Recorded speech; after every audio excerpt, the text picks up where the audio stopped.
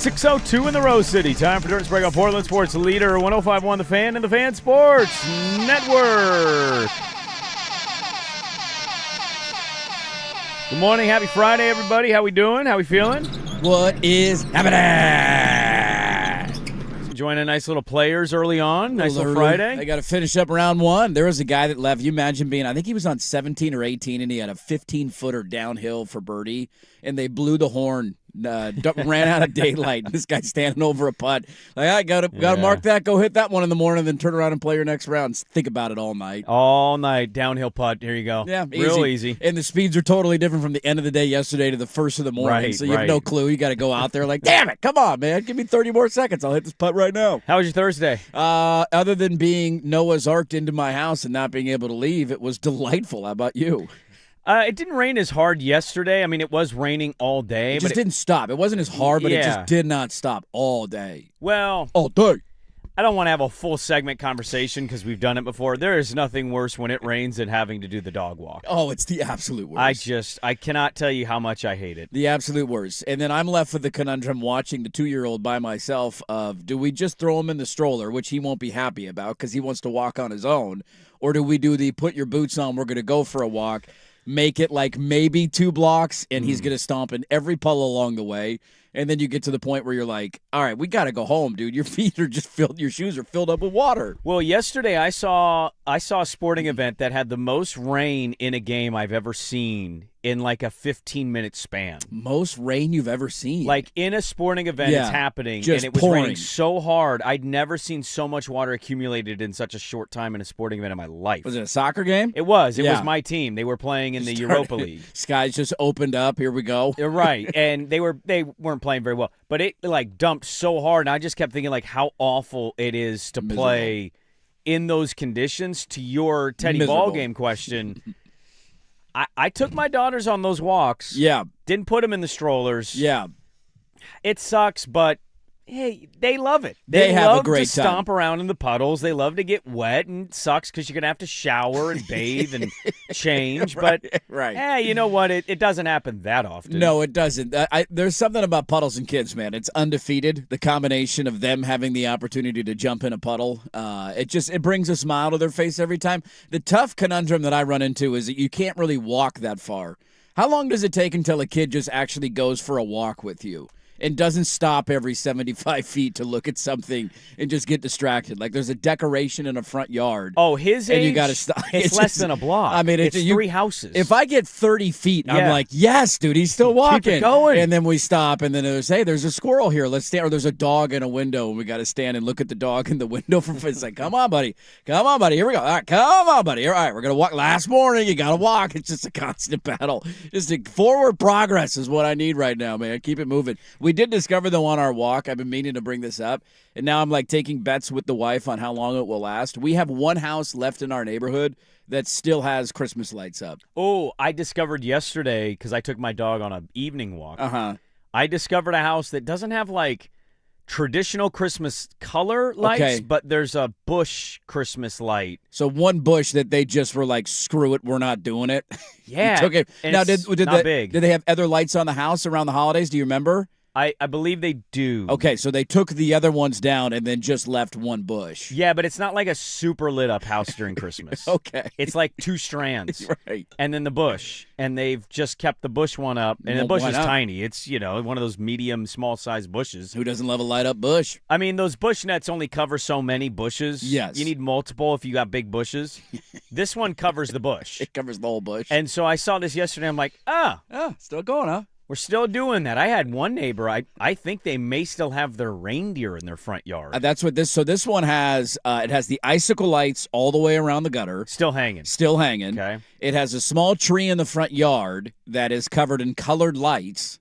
And then it has 2 reindeers chilling in the front yard. And are they lit up? And they are 24/7, like not even on a timer. You go walk by in the middle of the day, it's lit up. They don't turn those SOBs off at all. Okay, do you know who the neighbor is? I've never talked to them. I would be concerned that they're old and they're dead. They're not. I've seen the family. It's they have young kids. It's actually like when you picture the house too. Like if I tell you there's a house with Christmas lights, you probably picture grungy or like a kind of a white. It's not at all. It's a super nice house in the neighborhood. And they've left their. That's the irony of it. And they keep it on all day. It's the middle of March, and I have so many. I haven't. If I cross them, I will say something because the kid loves seeing Christmas lights. So I might just jokingly say, "Thanks for keeping them up." My kid loves walking by your house just to strike up just the to conversation. see if I can gauge the interest of. That's a good idea. Are you going to respond to? Well, right. we've been meaning to take them down, or we're just leaving them up all year. We've decided to not take them down this year. What's the answer they give you that makes you judge them? Hey, thanks. Teddy loves these. He loves Christmas lights. I'm glad you guys still got them up and they're lit up. I don't know what's worse, doing it out of laziness or doing it on purpose. What's worse, having lights up year round? Because there's two options here. You're either have just decided it's year round. Just screw it, we're not taking them down. I don't want to, or I'm just lazy, and that's why I guess maybe they're the same thing. Because there's only really two routes you go down. You've either decided on purpose that you're not taking them down, and we want our lights up. Maybe their kids like them because I think they have young kids, or it's just laziness and we haven't gotten to it yet. If it's laziness, I probably judge you a little bit more. Well, as opposed to the kids begged and asked to keep the lights up, and we just relented and said, "Sure, why not?" The laziness is more of a judgment for you. It's the middle of March, yeah. No, I get it. I get not by the end of January, maybe. Hey, I'll give you a week into February. I'm still side-eyeing you. By the time we get to the middle of March, laziness is not an excuse anymore. Well, but to counter your one that you don't judge as much, why would you not just be telling yourself, okay, then let your kids hang a strand in their bedroom? Right. Put them up somewhere else inside the house. I'm still going to judge you for that. I just judge you more for the laziness. The reindeer thing is the wild one. There's two reindeer in the front yard. I got neighbors that leave their lights on their gutters year-round because they just are too lazy and they don't want to rehang. Well, and some people do lights and they don't light them, but they're there. Right. Some people do the white lights, too, that can kind of just be on your house. And we know that they're Christmas lights, but you can kind of get away with it. It's when it's the colored lights that it's kind of a red flag. Well, I'm starting to notice more and more houses have those underlights that attach to the house, and you keep them up year round, and you control it with your phone. And change the light colors. And stuff. Next week they'll change it to probably green because it's St. Patrick's Day. St. Patty's Day, baby. So I've noticed that trend. Yeah. The white light, a little acceptable, and it's funny how we do that. We're just cool with white lights. We are. Those are allowable. But any other color, it's oh, how dare you? There's green, red, and blue in there. Take them down. Take them down now. Right. I think I'm judging more by the choice. By the choice to keep One, you have no say in your house. You're an adult. You have children. They're telling you what to do on your house. You let them call the shots? Put a strand in their bedroom and tell them to shut up. They also want a horse. You going to buy them a horse and put it in the backyard? Well, and now my follow-up would be the reindeer aspect. The reindeer is controversial. So, the reindeer thing, to me, is you mentioned this yesterday, it would be my Kramer gas tank. Yeah. Now, I'm curious, how many days in a row do I never turn them off before she goes out? Before the lights just shut off in the middle of June? Well, I mean, is that not when you burn out, all the bulbs are gone? When people buy those, because they make them so cheap now that sometimes if a bulb goes out, that strand's killed. What's the point of the deer? The whole thing is gone. Right. It's so just gone. I would be worried that she's just going to burn out and I'll never be able to use her again. Now you got to go buy new reindeer next year. You're out of your reindeer, or you just keep unlit reindeer up in your yard, and that's not fun for anybody. Those are not cheap, by the way. No, they are not. Even on discount, I'm always like, when I buy one when it's on clearance, and clearance is it's 40% off, and it's still $800. Hey, you go buy your lights at the end of December, you'll get a decent deal on them, but it's still expensive, man. Still expensive. So I'll update you every week or two. I'll slip a note into the show somewhere. Every time we walk by probably every other walk. We go different routes, but every other walk we're walking by that house. And every time I look over, I'm like, yep, still up. Yeah, the middle of March. My neighbor's with a deer, and I think it's a Frosty family. Still up. Family of snowmen. But they don't light it. Which is just... And it's a delightful decoration when it's Christmas time. Their house is perfect. The strands are sharp. Everything's nice. It's not sloppy. Like mine, you see a cord hanging somewhere, and eventually some section of it starts drooping a little bit. I'm Four of them fall it. off the gutter, Dude. And you're like, I'll fix it. We're just taking them down in 3 weeks anyways. What the hell, man? I'm terrible at it. These people, it's done really well, but they've left a snowman family and 2 deer. I mean, don't tease me like that. If you're going to have a snowman family out, let's light them up. I want to say what up to Frosty on my walk. Well, but if you're not lighting up, why are they still out? Right. If you took the time and effort to unplug them, right, so they're no longer turning on, it doesn't take that long to remove a Frosty family. That's different than taking lights off of a gutter. That you got to get the ladder out. You got clips. That's a process, and I grant that. But if there's a family of Frosties in your front yard, just grab them and throw them in your garage. My dad in his neighborhood, I want to say this is going on a decade, because I stayed up there one summer during college, and I just worked and hung out. There is a house in my dad's neighborhood in Lakewood, Washington. The first year they did it, I saw it. They put Christmas lights all over their house, and then they have these two big windows in the front, right? Mm-hmm. It's one of those, what are those houses where, split level. Yeah. It's like a split level house. So they have these two big windows, and they put lights all around both windows, and then for some reason, they put like big X's with lights on the windows. Okay. I didn't really know if there was a significance to that. I don't understand it, but I'll allow it. But they did it, and I was like, oh, look at that, a bunch of lights on a house. That's cool.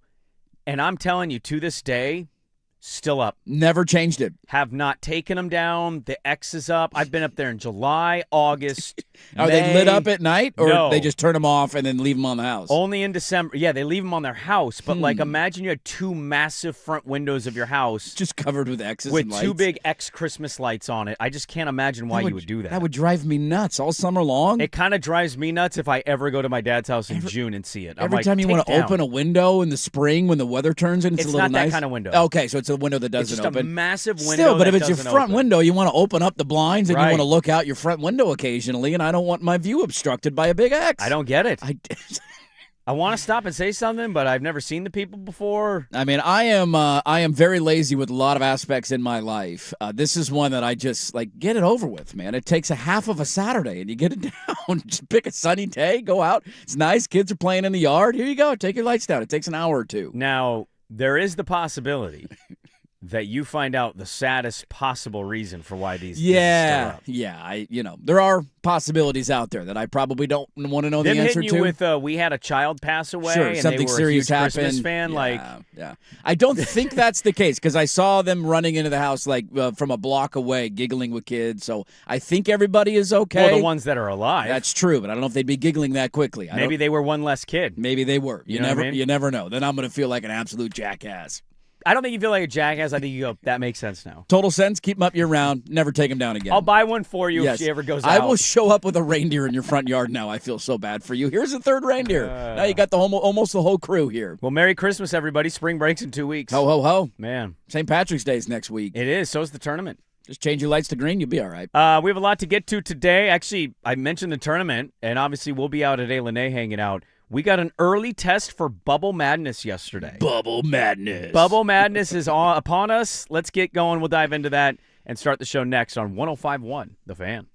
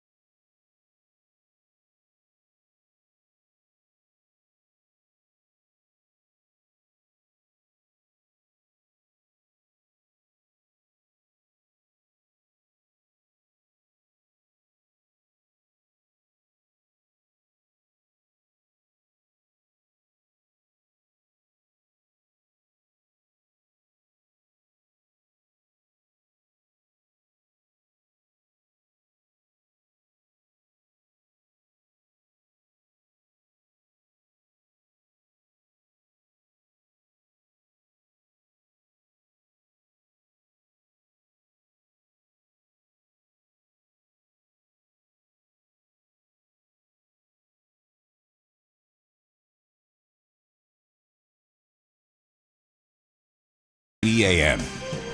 Oh, who doesn't hear this music and get excited to fill out a bracket? Are you kidding me?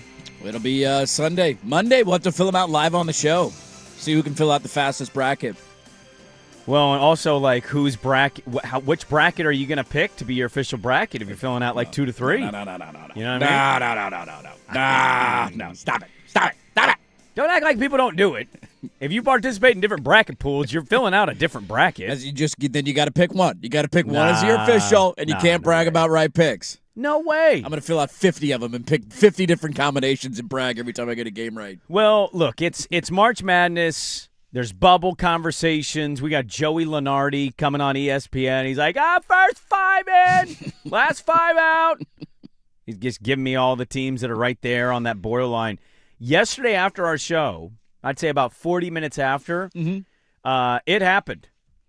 Remember the Miami, Ohio team we talked about? I do. Were they going to go undefeated all the way through the regular season and conference tournament? They are not. Nope. And they lost yesterday, and I instantly heard this. Without looking up anything, I said, that sucks. They should still get in. Dude, I got home, and I know nothing about the Minutemen, the Fighting Marcus Camby's. Yeah. I looked up UMass, and UMass is 1 game over 500. If Miami, Ohio is out, I don't care. They're not out. There's no way they get left out. I know they're going to get in. There's no way. They should be at least in the play-in for losing that game. Yeah, I've brought this up a million times. I understand that tournaments are fun and people enjoy this week. It's not the biggest week for me. Like, wake me up when the actual tournaments begin because the bubble watch doesn't do a ton for me. When my team's not on the bubble, conference tournaments are one of the dumbest things that exist in all of sports. In all of sports. We play an entire regular season, and then you allow a team who's 1 game over 500 to steal potentially a tournament bid from a team who went undefeated. What are we doing here? What is the point of a season to then have it decided over 1 weekend? This is the equivalent of 162 games in baseball coming down to 1 game.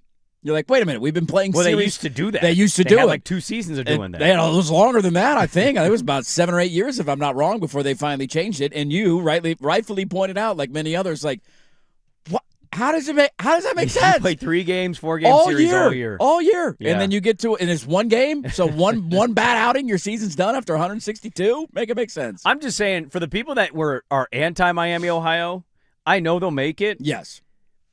If they lost in the title game of their conference, I get it. If they lose in the semifinals, I get it. Losing to UMass, who's barely good. Yeah, a game over 500. That's... I mean, it's great for the league because I think Miami, Ohio is a lock to get in. So we're going to have 2 So then MAC you're going to teams? get 2 because then you're going to have to put the conference champion in. Whoever wins the conference title game is going to be in the NCAA tournament. And I think it might knock Auburn out of. And then Auburn lost yesterday. Yeah, and I want to talk about that. So I'm torn here because I'm okay if Miami, Ohio gets punished for losing that game. Also don't really care. Like, if they make it, cool. Sure. Go Wally Zerbiak. Yeah. They were brought up last week by Bruce Pearl, former head coach of Auburn, right, as if they don't win their conference, they shouldn't make it at all. And that set off like a wave of reaction from a lot of people in that sport. Yes, and it was mostly like, that's a bit extreme. They're undefeated. Like, they should make it.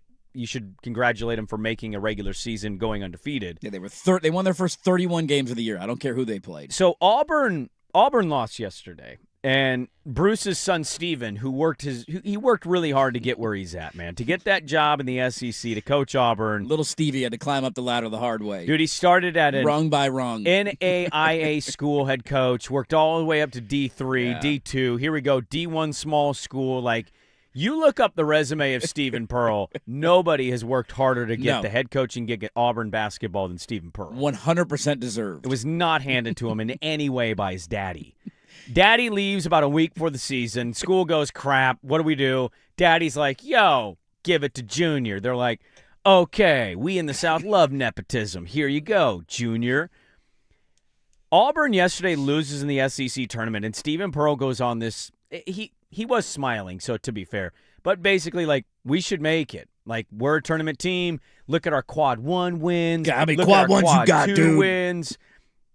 Would you care to guess how far down in the SEC Ooh. Auburn is. So talk about being one game over 500. I know that loss put Auburn, they are, I believe, 17-16 on the year, and I know they are significantly below 500 in conference play. They are. I'm going to go with, what are there, 16 teams in the SEC? There are 16. I'm going to say they are 10th. They are the 5th worst team in the conference. Okay. I shortchanged him a little bit. Is Oklahoma out here screaming and crying about making the NCAA tournament at 19-14 and 7-11 in conference? Auburn is tied with Oklahoma at 7-11 in SEC play. 7-11. Get them in. Get them in the tournament. That's tournament team right there. What are we doing? They have to be in. How do we have a tournament without Auburn in? They went 17-16 this year, 7-11 in conference play. How is that team not in March Madness? So Stephen Pearl, and by the way, they're not going to get in. No, Joe Lenardi was like, they're out with that loss. They needed to beat Tennessee yesterday in order to get in. You're telling me Auburn was in the – so was all these teams – we were going to go 12 teams deep in the SEC? Yeah, you damn right. They're 12. I mean, in fairness, there are like 8,000 teams that make the tournament now. So is Missouri and Texas going to make it? I have no idea. I think Texas, I've read, is one of the first 4 in. They're in that bubble watch. Texas is 18-14. Yeah. This is what we do. They're 9-9 in the SEC. Oklahoma is 19-14. They're 7-11. How many quad ones though, Sprague? How's your quads looking over there? Check your quads. You got strong quads? My favorite part about the reaction to this one is, did you see Bruce Pearl in the stands at the Auburn-Tennessee game? He was like full youth sports dad, just screaming at the officials. Of course he was. Entire game. Yeah. And then the other... well, his son has never had it go his way. No, he's... You have to understand Bruce Pearl's one position. One of those salmon swimming upstream his whole life. The Bears are trying to grab him. Dude, it's been a hard knock life. The other part that made me genuinely chuckle, this is what we do nowadays, when we say something stupid or make a mistake, we act as if it didn't happen or that it's not reality. And somebody tweeted yesterday, John Rothstein tweeted, we have a bid stealer out of the MAC. Look at that. UMass beat Miami, Ohio. Now maybe both teams are going to get in, 2 teams from the MAC. And Bruce Pearl quote tweeted it and said, in spite of the recent propaganda, I've always been a mid-major guy. I think a one-loss Miami, Ohio should get in. Oh. It's like, didn't he literally a week ago literally a week ago argued on national television that they shouldn't be in the tournament, and now that's propaganda? That didn't actually happen? What alternate reality are you living in, man? There's video evidence of you arguing this like 10 days ago. Is it not crazy to you guys as humans that back in the day, it was, I don't know, like when we just had newspaper, I feel like people couldn't try to lie about what they said. But we have actual video now. Yeah. Cameras everywhere, and people say stuff and then like immediately go, well, that's just fake. I didn't say that. That's just propaganda. And there's literal video of them doing this. Yes, it would just, some people will read it and just move on about their day. Oh, that's right, Bruce. He's always been on the right side. Like you weren't on ESPN saying this stuff, Bruce Pearl? What are you talking about? I don't know where all this propaganda has come from of me defending Justin Herbert and thinking he's an elite quarterback. This guy's a bum. I've never argued that over the years. There's no tape. There's no evidence of me arguing that. He chokes every year in the playoffs. Dude. Can't play well in big games. All of it is his fault. It's not the offensive line's fault or the coaching fault. I don't know where this propaganda's come from. I don't know who created the nickname Baby Kelby for Shaden Sharp. I couldn't disagree with that person more. It's definitely not Baby Kelby. It wasn't me, dude. No. I would have never dubbed anybody If you would have said something like that, I would have remembered you saying that. I never can't remember it at all. Well, DeRosa did this at the World Baseball Classic. He came out and was like, oh, you know the narratives. The narratives of you going on MLB Network and not knowing the rules of the tournament? Your own narratives? You had an interview. I just don't know what we do here. We're living in a world where people say this. They then call you out for pointing out that they said it. Yeah, that was a bad take, Bruce. Say it wasn't real. Yeah. Like, how do you even follow that up? It's so stupid that you can't follow it up. How have we lost the ability to just say, I was wrong, that was a bad take, Miami, Ohio should be in? Like, if you want to change course because of backlash or you change your opinion, that's one thing. To act as if you didn't say it initially is a totally different conundrum and problem. I was texting with somebody yesterday. North Carolina lost to Clemson. They were getting hammered in that game for most of the way. Like, the tournaments, I'm kind of with you. The regular season is pretty lengthy.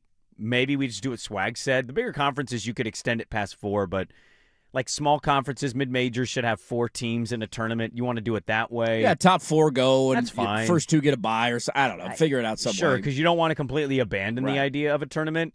It is pretty crazy, but also sometimes I feel like it can help programs. Like, I was texting with Richmond because we're both Carolina guys, but he's like an actual diehard. And I'm like, this is great for Carolina. Now you can fire Hubert Davis because he's not very good. No. And he thinks that they're just going to keep him forever. Just roll back out next year. You lose to Clemson, like these They're games. still a tournament team, right?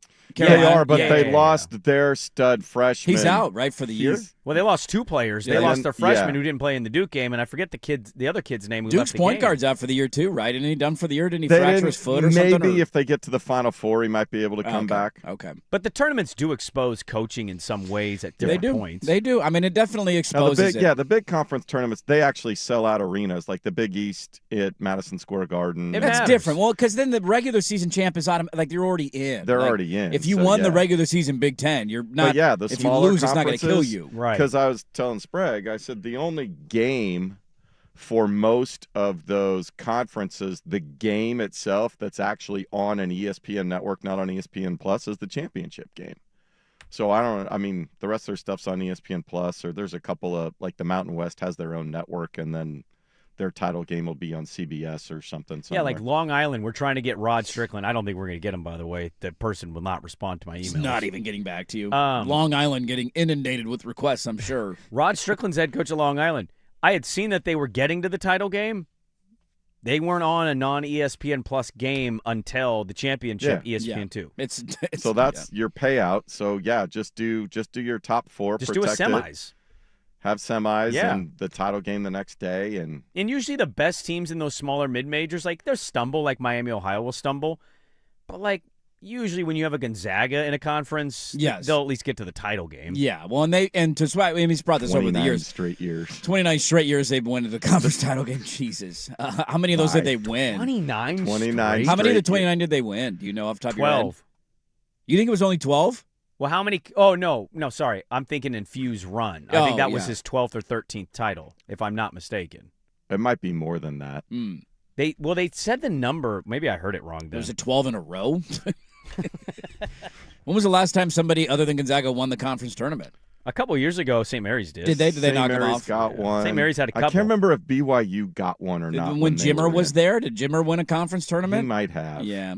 It's just funny to me. Like, I get when you get to tournament time, it's single elimination. Like, that's your playoff. You win or Right. you go home. It Plus, just, it helps get everybody into tournament mode. So it's nice. You Right. go to a venue, you get used to practicing media, that sort of stuff, get you in the mode. right. I understand that, but these smaller conference, It gives you a better chance to pull off an upset, too, because if you've Yeah. got a team who's one game above 500 playing in the MAC, I mean, you never know, right? You never say never, but I tend to think a team that went undefeated throughout the course of the regular season would have a better chance of pulling off an upset in whatever matchup they're in, and that hurts your conference to not have one of those upsets or get that second-round money. By the way, dyslexia kicking in. 21 WCC tournament titles, Okay. 23 regular season titles. for 23 Few. regular season, okay. Since he took over, yeah. So 20, yeah, that's Mark Few never missed going to the WCC tournament championship. He's game. been in the NCAA tournament every year he's been coached. Yeah. Will they do this in the Pac-12, you think? How many years in a row is Gonzaga in the Pac-12 conference championship game? I have no reason to believe this is going to stop. That somebody else will jump up and get Well, them. who's the What's the this- best team right I now? mean, the in biggest conference? question is how much longer is Mark Few going to keep going? Colorado State Yeah. was in the tournament last year, weren't they? They've been a tournament team every Didn't they now hit a and buzzer then. beater in a crazy game? I want to say Colorado State did. Do you know Mark's middle name, by the way? James, No. Fred. No. Nah, I got nothing. It does not fit him. Doesn't fit, really. It's one of the all-time bad middle names for a person. Not the name, just the name on the person. Huh. I got nothing. Way out of left field, Mark Norman Few. Norman, huh? He's a Norman. He's a Stormin' Norman? He's a normie. Okay. Got to be like a grandfather. Oh, that's a family name. Has to be a Yeah, family There's name. no doubt that's a family From name. the home country, you brought it over. You don't get a lot of Normans anymore. Not a lot of Normans out there. Norman Powell, shout out. Yeah, Norm Powell. But yeah, Auburn, shut up. Just shut up. Just You're all not of going you. to the tournament. Shut up. You Nepo, Welcome to the offseason. your red ass dad. Just shut up. Just get out of here. Go all right? play in the NIT. You want to go win a tournament? Go win You the take NIT. your NIT and you like it. Win the NIT, and we may give a benefit of doubt next year. That's a great tagline we should start using for teams when they lose. Get ready to learn NIT, buddy. Yeah. Did you see the CBI's folded up? They shut down the CBI. They're not going to have a tournament this year. Well, they About got that damn thing. They time. started it last year, that crown thing in Vegas. So stupid. What are we doing? Dude, there's so many underrated tournaments that nobody remembers or Can knows. anybody answer? Like, They make no money. Swag's on them. not allowed to answer on this because I feel like I probably know what the answer is. Do we have a single person listening to the show right now that watched non-NCAA tournament games? I can see people saying I randomly watched an NIT game because it was on. Why? There's Actively other things choosing, on. though, actively, like, I got to watch tonight's NIT semifinal. There's other things on TV. There's NBA going on. The NHL's playing. There's golf tournaments happening. The only ones I watched last season baseball's back next 2 weeks. was because I had skin in the game. The Pilot women were in a secondary tournament. Makes sense, yeah. I get that. And they went on the road and they beat Stanford and they beat Villanova. Like, who's watching this? The fans don't even care. Well, let's stay in college basketball because what's funny is I went to bed. I did my show sheet, and then I went to bed. I wasn't following what was going on. I had the thing of, this is all-time bad, and it needs to stop now as a tease. Woke up this morning, and I won.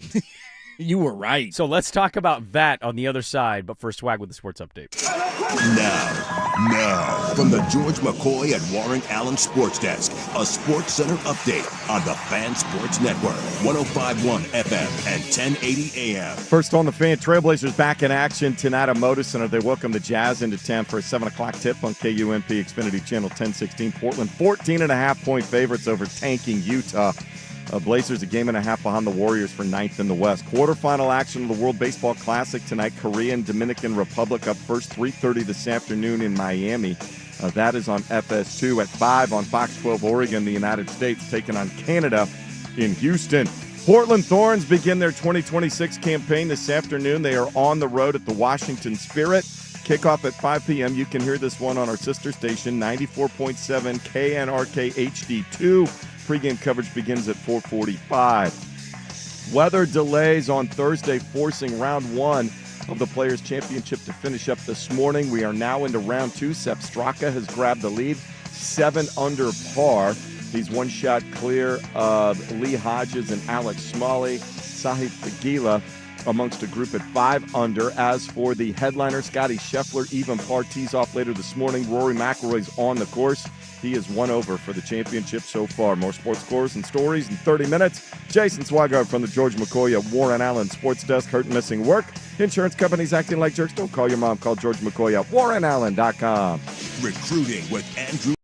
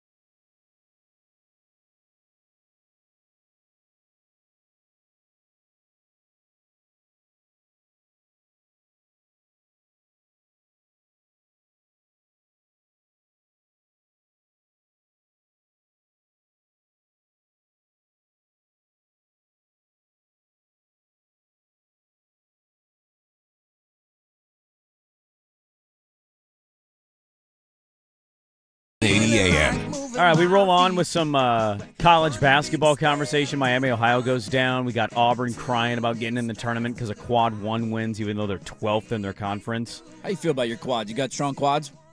My quads are getting stronger. I've always had kind of chicken legs. Trying to work on your quads a little bit. Underrated, good calf muscles. Legs aren't like frail and weak, but you doing a lot of those calf raises? You standing on the edge of a step? We bought a leg press. Did you really? Yes. Look at Arnie's going big. Yeah, Arnie's is no joke, man. When do the steroids show up? Can I come get a workout session in? About a year away. All When I right. start really feeling insecure about my life and I hit that midlife crisis, steroid needle might go in the butt. That's when it comes. All right. You'll know it when I start coming in like Big Papa Pump. I'll have like a mesh net. He'll on have my a name head. change from Arnie's to Profars. Just start breaking stuff in the middle of the show. Profars is a phenomenal drop. That is fantastic. Chop on. Chop on, Go baby. Braves. We're less than 2 weeks away from the start of baseball season. We are. I'm actually really excited about that. Yeah, if I come in like Big Papa Pump, just veiny. Then I'm going to know. Something's up. Mesh head. Just lashing out at me constantly during the Randomly show. Why flexing, are you so angry, dude? Kissing a big little What's the muscle matter ball. with you? We're just talking NBA, He dude. goes and gets a mirror that he puts in the corner over there. here, so he just not, you think he's looking at the camera, but he's just staring at himself the entire show. Back, check out my back. Check out my back. Dye just my goatee. That's all I'm gonna do. A blonde goatee would be fantastic. So yesterday, last night I was watching some college hoops. I was watching the NBA. The NBA was really good. You had a good Spurs Nuggets game. No Wemby, but the Nuggets came back. No Wemby kind of sucked. That was a bummer. But the OKC Boston game was fun. That was a good one. It did suck to have to be on Prime and then like also kind of standard K or It's NBA the League issue Pass. with Prime, man. That's the one issue I have with it. The product has been good. Broadcast quality has been good. I hate having to change back and forth from the apps. Yeah, these streamers just need to do partnerships to the point where they go, does he pay for us? Yeah. Does he pay for you? Yeah. Then allowed a multi-view Yes. in this thing. Let me watch both at the same time. They need to figure that out. Yes, they do. So I wrote on my show sheet, it's time to end this madness already. Time to end the madness? We haven't even started the madness. What are you talking about? I know. But it's called Tease. Oh, okay. And that was about the LED Big 12 basketball court. Yeah. To which we had a Texas Tech injury yesterday. One of their guards got a strained muscle from it. Guys have just been, you watch any of this, they're just slipping. Yeah, everybody's saying they're slipping. It's a hazard. They can't. I was watching the Kansas game. They're like TCU and Kansas players slipping all the time randomly. Kids are complaining about migraines from the lights. Yeah, multiple players have come out and said it made them dizzy and led to migraine headaches. And in the look, it just looks so stupid. It's this gray color. It just looks terrible. And so I was going to talk about how they need to stop this. I wake up this morning, and what did they announce last night? Bye-bye. Yeah. We're getting rid of this. We're Putting dumping the it. hardwood back on for We're the putting the semis hardwood and the back. We're so championship. sorry. We'll never do this again. Do computer graphics on my television and not on the actual floor. Well, you brought it up, I think, when we talked about this initially, of some floors have the ability, not the floor, but like the arena has the ability to do like a cool thing from the Jumbotron on the floor for warm-ups, and you can change the, and it makes it look like the floor is going crazy, and it lights up for the home team and all that. That kind of stuff's cool. Do it in the pregame when you're just standing around getting ready to play. To have it on the entire, like that be your floor the entire time, it was just ridiculous. The idea of it and the concept of it was fun. And then the first time I turned on a Big 12 tournament game, I was like, that you could design literally anything you want to be the floor. It's an LED floor. You can design it any way you want. And that was the design you chose? A random gray with the Big 12 logo on it over and over? So it's not just that it was a glass LED floor. It was for ugly a on basketball top game. of it. It was that also that like the if you're going to design do was it, at least bad. make it cool. At least, give me some fun colors in there, not just have it be some random monotone gray floor. But yeah, the second players start complaining, this is a bit of... And getting hurt? It's a conference tournament. You got players getting hurt and getting migraine headaches from your court. Yeah. The NCAA tournament tips off next week. What are we doing here? Dirt, 2 of the top 3 draft picks this year are playing on that floor. Imagine somebody slipping and popping something serious and that being the end. You imagine the reaction to the Big 12 out of that. If Peterson or DeBanza played yesterday, he didn't get Plus hurt. the lawsuit. Plus Peterson the and lawsuit. DeBanza but played. Peterson won, right? Kansas won, but BYU Kansas lost. came So back, DeBanza's done. Yeah. But just imagine both of them somehow going down. Like 80% of my interest in the tournament is how are those 3 top picks going to do? And if you take that away from me, my team's already not in it. I'm going to watch the opening 2 days because it's a lot of fun and we'll be up at A&A. Yeah. After that, I might just check out. Give me the big name players. I want to see how far they're going to go. What if Florida's on the verge of repeating and we have no big name player? I don't care. Oh, really? I genuinely don't care. A repeat? Does we could have 2 repeats within like 5 years. UConn is far more interesting than Florida. First, their coach isn't a weird, shady-ass dude on social media around his campus. And second, he has a bit of a personality, and he'll yell at somebody. And when I watch a UConn game, the idea of Hurley potentially punching an official in the face is always live. will keep me around. But he didn't bump him. No, he didn't. We don't bump, okay? We didn't bump. There's no bump here. All-time bad decision. What's the name of the Florida coach? Todd Golden. Okay. I was hoping you wouldn't remember it just because of how milquetoast's personality is. I mean, he at least came out this year and spoke against that Bama kid coming back from the G League. Did he speak against being a creep on his own campus? No comment. No comment. Okay, got it. Glad he'll stand up though for those G League guys. I mean, that's he stood up for the college guys against horrible the G League behavior. guys. I mean, you got to stand up for somebody. You do. You got to stand for something. Big 12 finally making a good decision, getting rid of the LED floor. It's so stupid. It was so dumb. At least I'll give Yormark credit for not, because a lot of time people make mistakes and then they double down, or in Bruce Pearl's example, try and lie as if the mistake never happened. At least he had the wherewithal to be like, yeah, oops, sorry, hand up, let's acknowledge our mistake and fix this. Yormark going, what do you mean? LED floor, where? What are you talking about? I don't see anything. This isn't an LED floor. It's just gray, a little slippery. No way that's real. It's also the sort of thing that if you had a players' union and a collective bargaining agreement would never, ever come to existence. Yeah. Don't worry.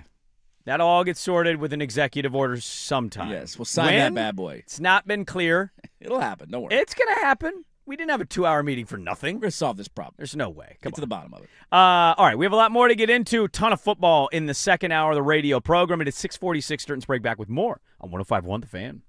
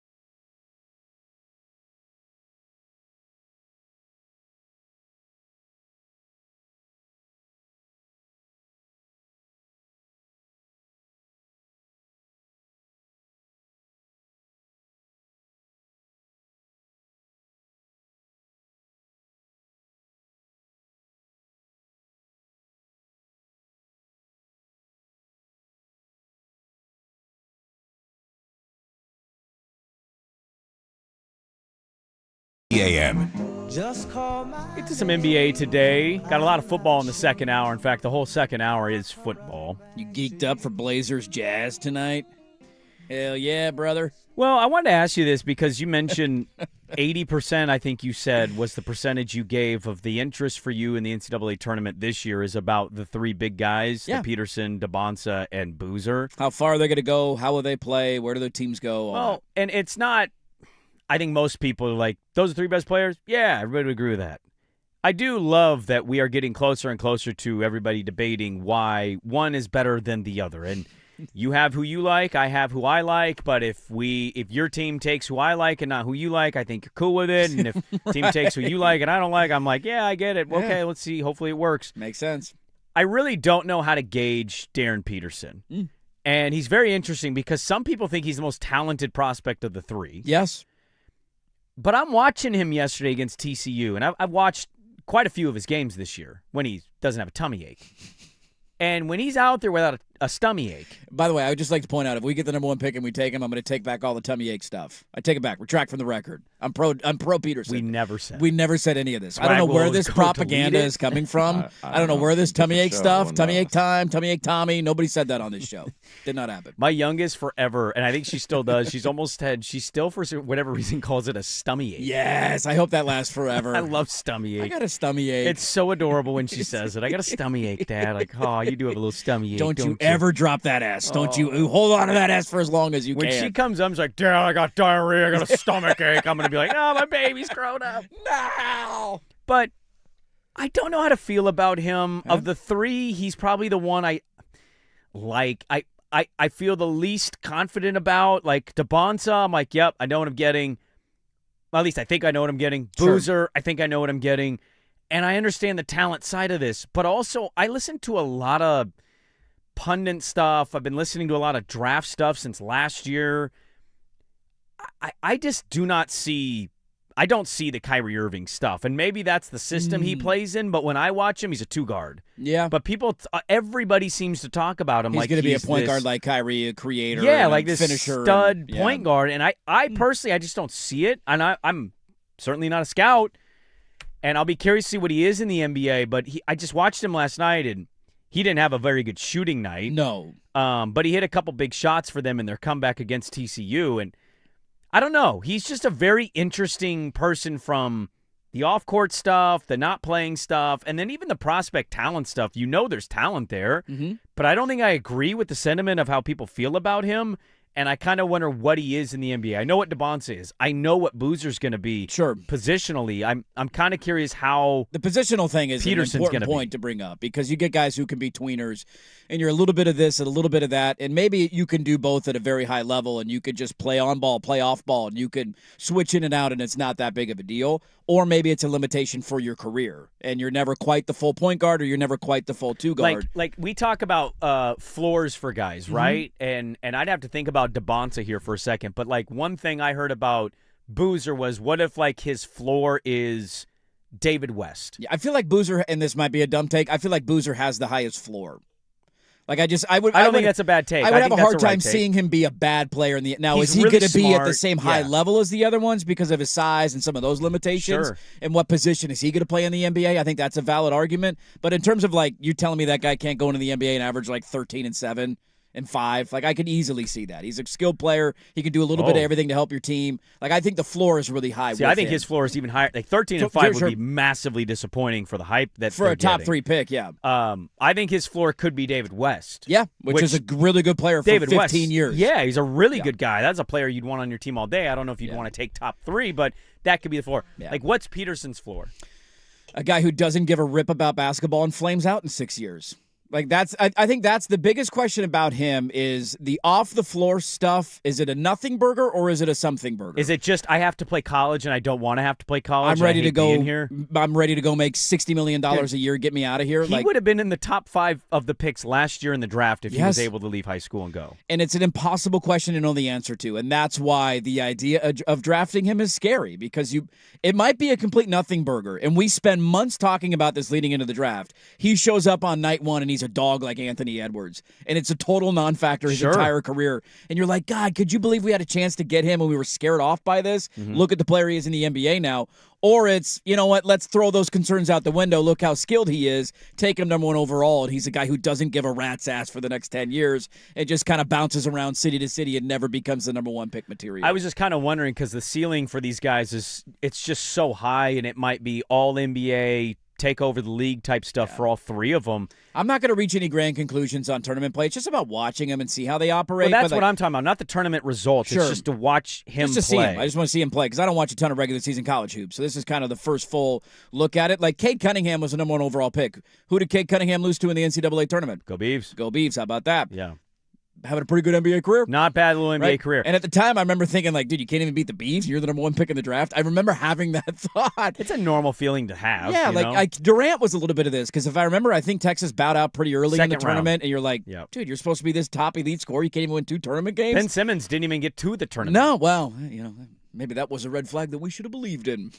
Well, yeah, but it took a couple years for the It red did. flag to pop itself up. He was a pretty it damn did. good basketball player until he passed on a dunk. He was a walking triple-double until he got the yips. If I tell you Peterson's floor is C.J. McCollum, how does that make you feel? Like taller C.J. McCollum. What's DeBance's floor? Give me a DeBanza floor. No, I got to think about that. What is he? Is he Because 6'8", his 6'9"? weakness, I thought he was a little bit bigger than that. Is he 6'10"? Yeah. They don't list his height, by the way, on the online.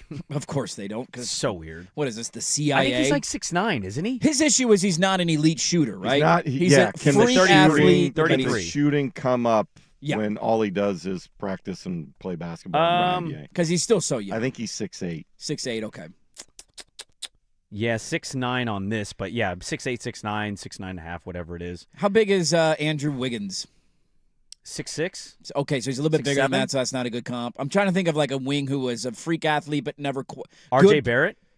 Yeah, R.J. Barrett's a pretty good comp. He's a lefty. I'm kind of doing a lefty thing there. Yeah. But A guy who's been a good player. he was a top 3 pick that we thought was going to be really good. Yes, he was. Him and Zion. I on wouldn't that say big he's team. been awful. No, but it's the question of living up to the number hype. top 3 pick. Like Right. Scoot might end up being a good role player as a point guard, or might carve out a niche for him in the NBA. But it's a bust pick. if it's that's the what it idea is. of a top Yeah. 3 pick. You're Right. not going to be the top 3 pick that we thought you were going to be. Yeah, I have to think about that a little bit harder. Yeah. I just was wondering, like, Peterson's fit, where he's going to be positionally, how people talk about him. It's a very interesting player, but I'm with you. Like, those 3 in the tournament, fascinated. Can't wait to watch the Peterson tournament is games. definitely the biggest boomer bust because it could be completely nothing or it could be completely something, and you're screwed. We have a loaded second hour of the radio program. We have a lot to get to. We're going to stick in football. We're talking about where we were right. Did this get better after yesterday? We got sunglasses on Dan Lanning in a press conference. Has anybody indicated a cooler spring vibe than Dan Lanning yesterday in a press conference? It is a loaded second hour, 105.1, The Fan.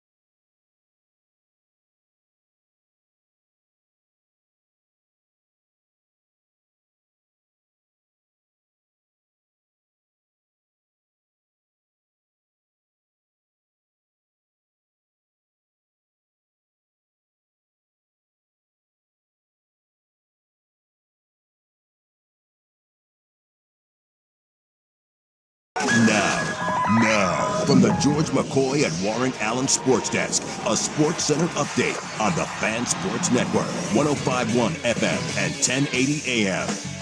First on the Fan, Trailblazers back on the Moda Center floor tonight. They host the Jazz, who are in full tank mode. Tip coming up at 7 o'clock on KUNP Xfinity Channel 1016. Portland 14.5-point favorites, and they start just a game and a half behind the Warriors for ninth place in the West.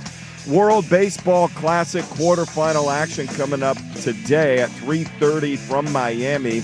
It'll be Korea and Dominican Republic. That game is on FS2. At 5 o'clock on Fox 12 Oregon, the United States takes on Canada in Houston.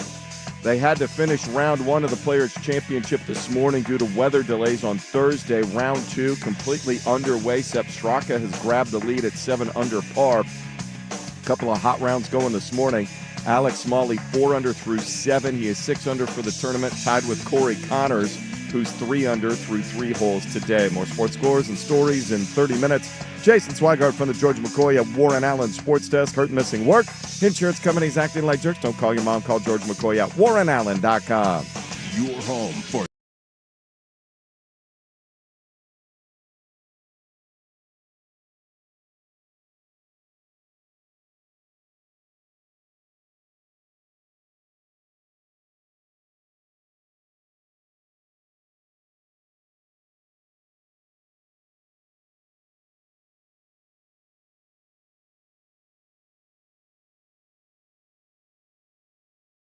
work.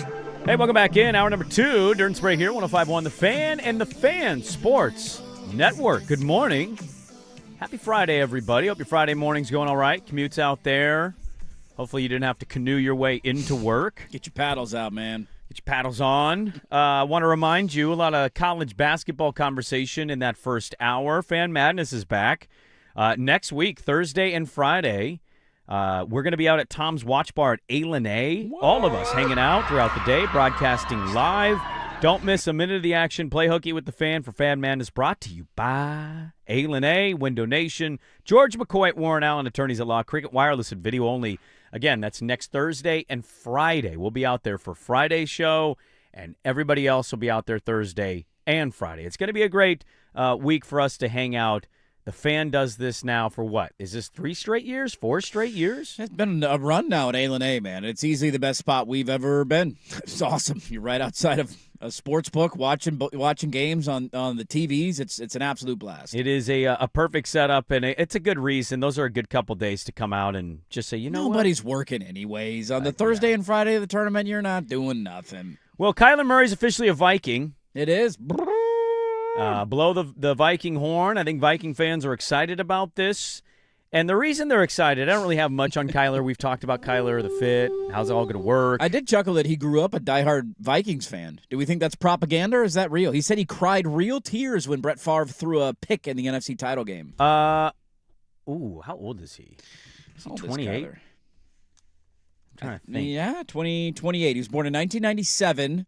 That would have been the 2000 I was literally going to go, well, then the 98 Vikings and Randy Moss probably started that love, but he was one, so no. And what was the Favre? Was that 09? Was that the Favre? 09. Yeah, so he would have been about 10, just about. So Culpepper started his probably young fandom, and then it transferred over to Favre? He's a Texas kid.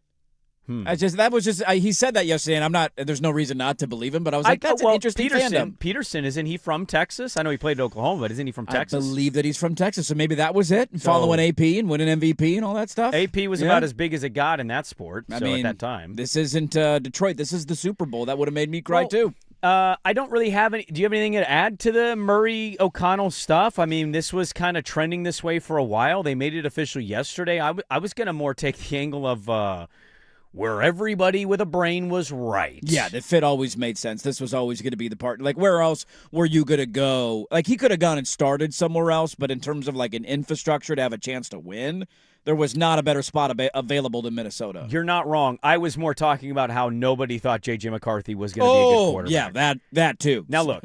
Sample Sit down, size, Niner. Yeah, see you later, Niner. Get ready to learn bench, buddy. Sample size start-wise, it's not great. It's probably not fair if we're being honest about it. but it is some of the all-time worst football ever performed in an analytics standpoint. Horrible. To the point where they brought in a guy that it's clear that he is going to be the starting quarterback for the Minnesota Vikings next year, and your third-year quarterback now is going to be sitting back on the bench. And I would just advise the Vikings, if he has a good year this year, he's on a one-year deal. If he has a good year this year, just sign him. Let's go ahead and give him an extension. I don't think they're going to hesitate on that. I think the Darnold deal will be handed to him. You know, JJ really grew last year, and he learned a lot watching Kyler. We're ready to hand him the reins. To me, it's like we don't get it a lot as sports fans, right? We love football. We all watch every game. We watch the red zones. We watch the holidays. We're going to watch Tuesday and Wednesday. And, dude, every once in a while we get a win. And universally, no matter what team you root for, no matter how much you hate our football takes or you hate our team or – unless you're a Michigan fan. Whatever it is, dude. I think even Michigan fan knew this. Everybody and their mom knew that guy was not good. Yes. We watched in college. How did they win? Here you go, Blake Corum. Here you go, fat guys up front. Lead us. He's the Jimmy Garoppolo of college quarterbacks. He threw 9 passes in a game against Penn State that they won, and then Sharon Moore cried on national television after the game. He didn't attempt a single pass in the second half of that game. They ran the ball literally every play. And we went into the draft, and we kept hearing about him, and we were all like, what? We watched this guy. Why would you? Yeah. There's no way. And we've been wrong on quarterbacks before. Hell, we might be wrong on him in 4 years. He could be a Jet, and the Jets could be good. He's the next Sam Darnold story, maybe. You never know. Maybe. But today, we were right. Everybody tried to tell any organization, don't do it. And for whatever the reasons were, that team was like, no, he's a winner. Yep. And that's an attribute that we study hard on tape. And I'm sorry, it didn't work out for him. He seems like he wants to be a great quarterback. Maybe he wants it a little bit too much. I think it's one he of those wants like, it too dude, much. Loosen your grip just a hair, JJ. Calm down. We don't need an alter ego. I think he wears eye black at home with his wife, I would say. I'll never forget him doing an interview. I think it was before the Rose Bowl with Alabama, and he like sits in front of the goalpost and meditates before every game. And he told a story about how this is how like he wants it too much, how he brushes his teeth left-handed to open up and unlock another side of his brain. You're like, dude, you're doing too much. That's too much thinking going on to try and brush left-handed to open up another side of your brain. Why don't we sit down and read a couple of defenses together, huh? That's something Brady does after he's won 4 titles. Yes, like you know how do I get to the next status of God? Like that's where I'm gonna go. Brush left-handed. I'm getting new stem cells and I'm brushing left-handed. Like, all right, you psychopath. That's another thing to do when you're in college, losing to TCU in a playoff game. Yeah, I like every once in a while having those moments of like, yeah, dude, you idiots. It makes them, I will say from a football standpoint, you're 100% spot on. Like the J.J. McCarthy stuff, we saw it from a mile away.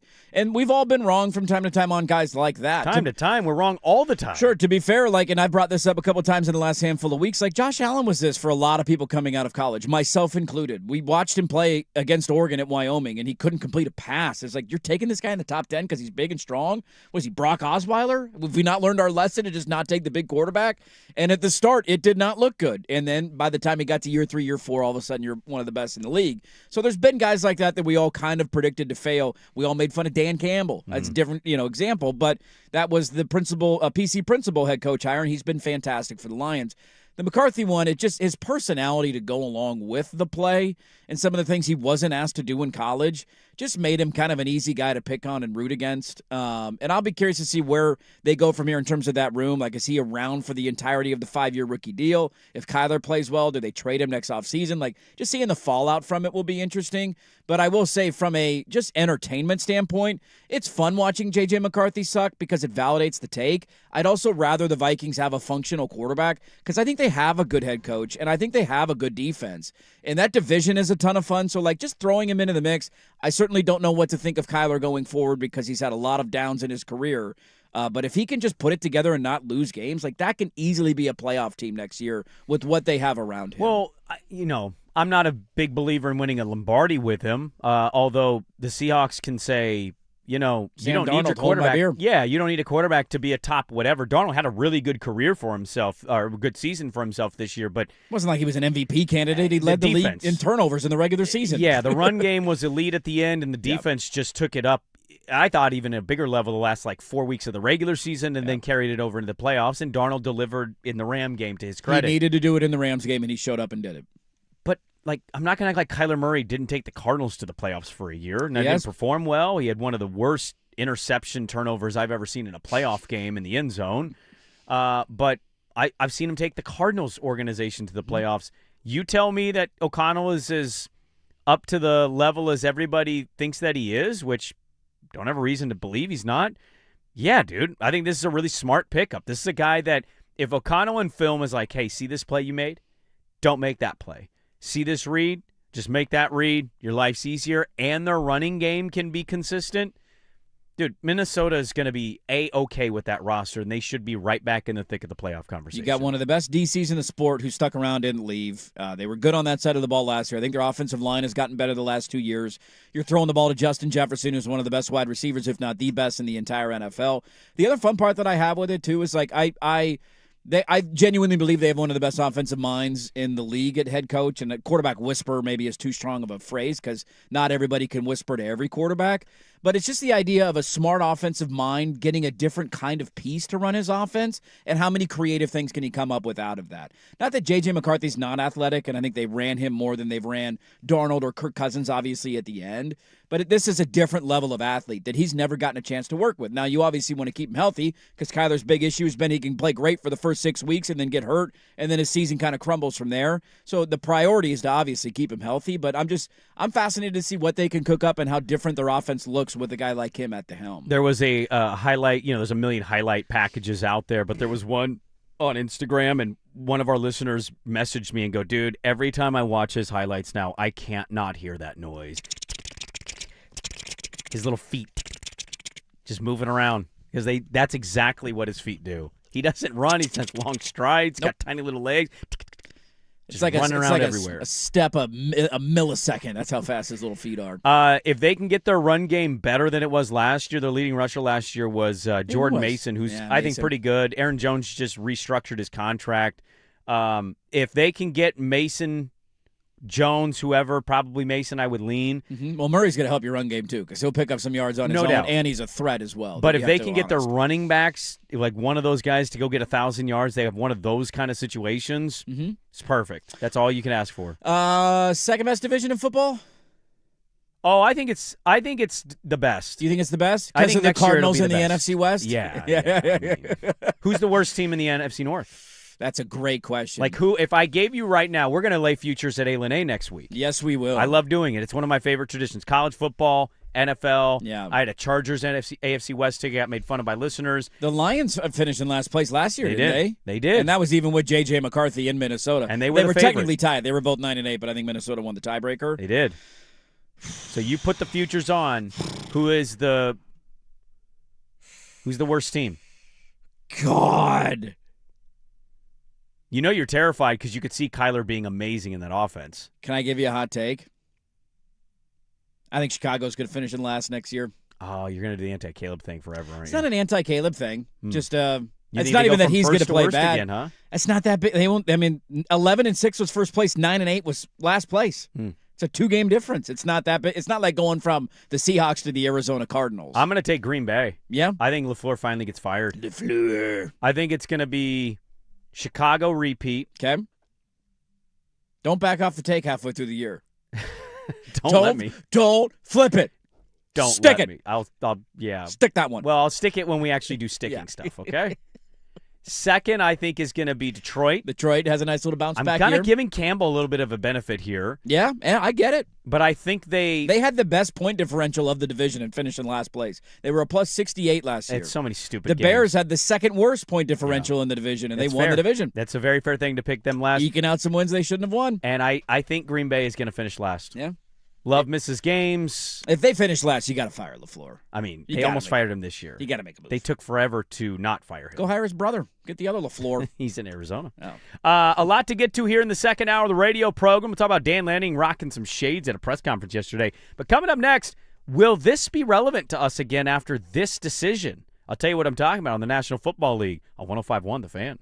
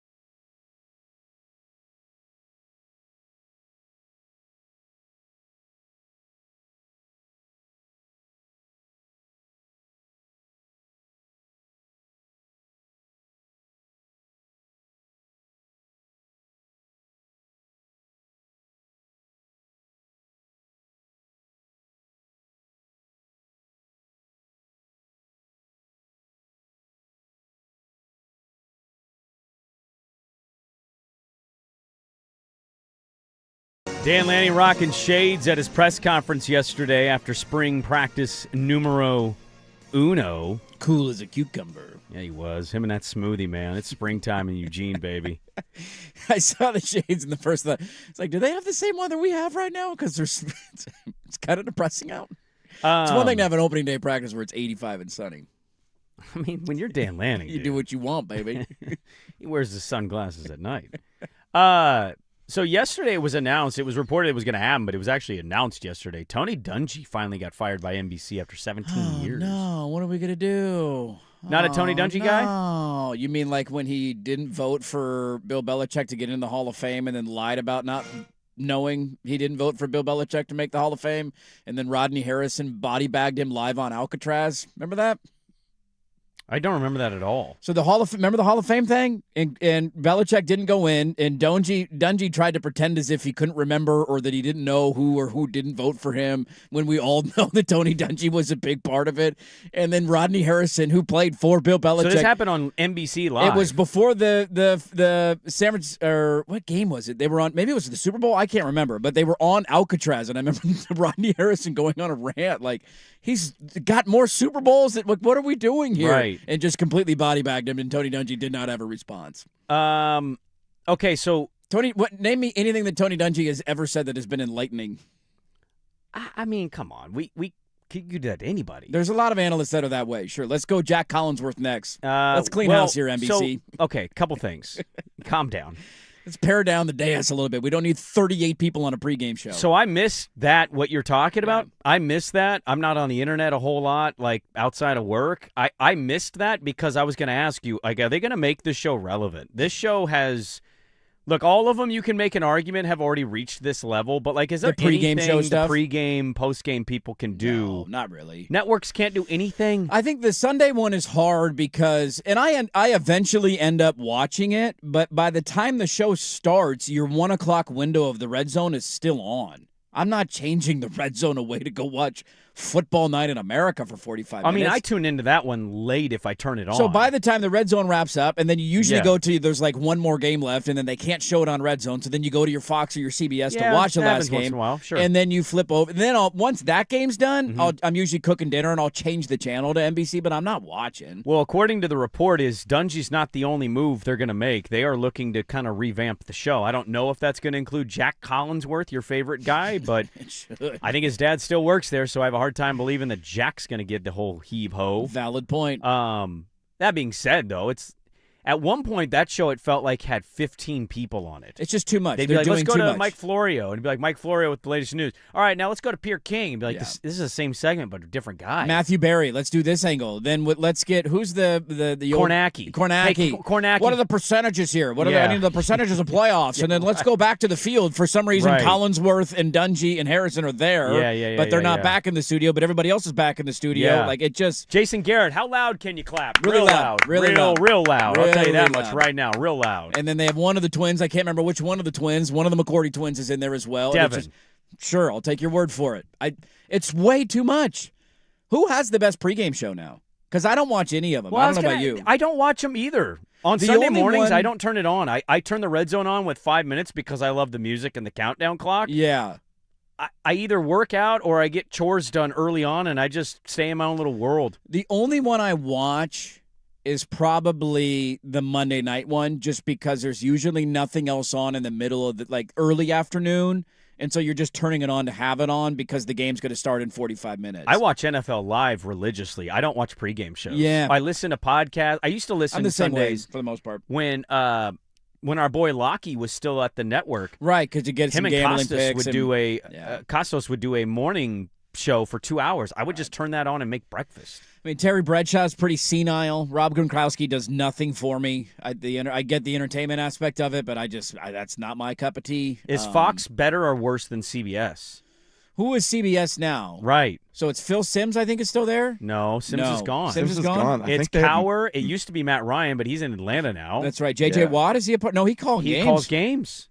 Who is on the CBS pregame show? I do enjoy J.J. Watt on social media, though. He'll call everything out. I think he's good calling games, too. I think J.J. Watt's pretty solid. I agree with that, yeah. Look, in the face of what I said about Dungy, I'm not crying over spilt milk here. I think NBC will be fine, and it's not that big of a deal. Yeah. To your point, though, it's just there's not a lot that pre- and post-game shows can do that will get me to watch other than I just left my channel on, and that's the reason it's on my TV. Well, but there's other networks that have morphed and changed the way they do stuff, but you still have such old-school television thinking in so many places. Right. Like, I guess I don't really understand how none of those shows have changed much of what – like, the Fox show is the same show I watched when I was 9. It has not changed. You just added a couple players who have since retired, Gronkowski and Strahan. That's it. Howie Long, Jimmy Johnson up until 2 years ago. And Terry Bradshaw. And it was James Brown, and then it was Kurt Menefee. Yeah. Like, that show, and it's literally the same show. They still go to Jay Glazer for 10 minutes. Here's the funny thing, though. It's not a different show in any way, any format, at all. It's a bubble thing a little bit, I think, because there is – I would be curious to see what the ratings are every weekend for those shows. Because they have to be pretty good. I bet they are astronomical based on what we would guess. Because I'm with you. I can't tell you the last time I'm like, ooh, it's 9 a.m. on a Sunday. Let me go see what Terry Bradshaw has to say about this game. Not high on my bingo card. I used to think that, though, and feel that way. And now it's a little bit different. But what percentage of fans don't buy the Sunday ticket and don't buy Red Zone and get only the Fox or CBS game pretty every decent week? amount, actually, and I bet a huge chunk of fans actually do that. And so if you're one of those fans, you're probably watching the pre and post because that's all you got. Fox is the #1 pregame show. It's the 32nd consecutive year of being the top-rated pregame show. Dominating pregame shows. 4.5 million viewers. I mean, that's a big number for a pregame show. That's a huge number. That's bigger than almost every NBA game. Yeah. It's kind of like the people who are like, game day's irrelevant now. And it's like, well, yeah, it might be for you, but they're still getting like 3.5 million viewers a week. But how much of this is like the show itself earning that viewership versus the people turning the television on because they're up at 8:30 West Coast time? I think that's mixed with the East Coast people who are just, Sunday's a lazy day. Yeah. And I'm going to watch the 10 a.m. kicks. The first game is on at Fox. Maybe you don't have Red Zone. Maybe you don't have Sunday Ticket. Right. So you turn on Fox because you know it, and you're used to the music, you love the graphics. Like, it's what it is. Also, Howie Long is a witch. That guy has not aged a day. I said this last night to my wife about Reese Witherspoon. Dude, what? She looks amazing. Has not changed at all. She looks the same as she did when she did Legally Blonde. Has not changed at all. And my wife explained to me there's a procedure that these Hollywood types are doing now. Okay. Where it's just like it's the pullback.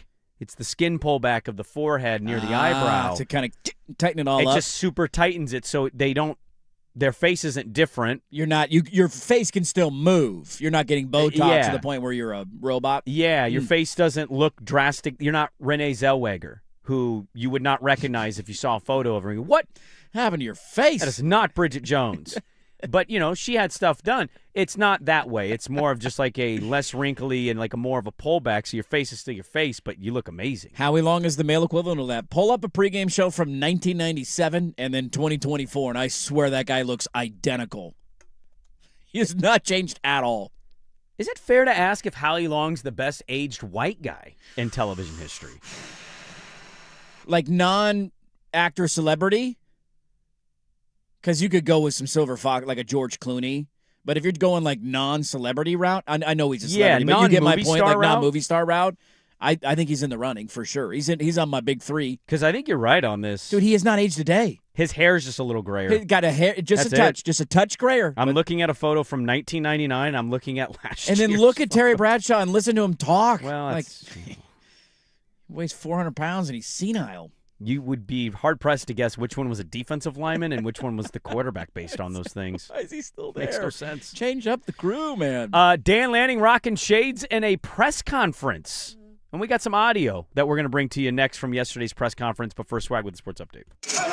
Now, from the George McCoy and Warren Allen Sports Desk, a Sports Center update on the Fan Sports Network, 105.1 FM and 1080 AM. First on the Fan, after a couple of days off for the Trailblazers, they return to action on Moda Center Court. They get the Jazz tonight in town for a 7 p.m. tip. You can see it on KUMP Xfinity Channel 1016 if you don't have a ticket.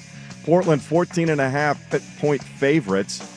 and they start the night a game and a half behind the Warriors for 9th place in the West. Quarterfinal action in the World Baseball Classic tonight. First up, 3:30 this afternoon from Miami. It's Korea and Dominican Republic. That game is on FS2. At 5 o'clock on Fox 12, Oregon, the United States will take on Canada. That one in Houston. Portland Thorns start their 2026 campaign today on the road at the Washington Spirit. Kickoff 5 p.m. You can hear this one on our sister station, 94.7 KNRK HD2. Our pregame coverage will begin at 4:45. Round 2 of the Players' Championship. Sepp Straka and Corey Connors now atop the leaderboard at 7 under. One shot clear of 2 players at 6 under, Lee Hodges and Alex Smalley. Scotty Scheffler will tee up about 10:45 this morning. Rory McIlroy on the course. He's even through 5 holes today, plus 2 for the championship. More sports scores and stories in 30 minutes. Jason Swigard from the George McCoy at Warren Allen Sports Desk. Hurt and missing work. Insurance companies acting like jerks. Don't call your mom. Call George McCoy at warrenallen.com. The home of prime.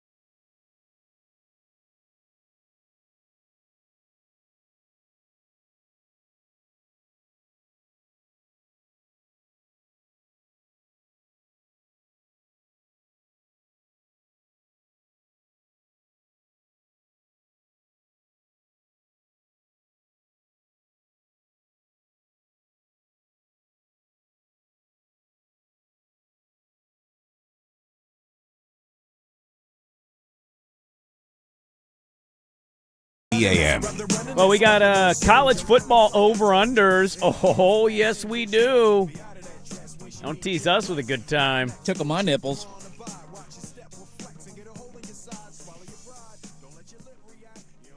Dan Lanning showed up to his press conference yesterday in shades. He did, sunglasses. Stunner shades. Indoor sunglasses. Can I just which is not going to help him with the allegations. You know, he's got the Penn State allegations. They have the Penn State allegations. The post-game Penn State allegations are out there, and you showing up to a press conference in shades is not going to help those allegations. I hope he's not doing that at practice. Well, it's a long day, dude. It's spring ball. You got to get energized again after a long year. What do you want from him? I think the way Swag looks confused, I think we're having the conversation right. Yes. By the way. I think we're doing this the right way. Yes. He said, by the way, at the end, somebody asked him, because he got to, hey, what's, he's wearing sunglasses. He wore them for the entire press conference, about 15-minute press conference. Sunglasses were on the entire time. Yeah. Indoors. Now, it wasn't like an outdoor media scrum. After practice, indoor in their media building. And he said he had an eye procedure, and they told him he has to avoid bright lights for a couple of days. He went old school Jason Swigard. Shades on. Yes, he did. Inside. And which, I'll say this.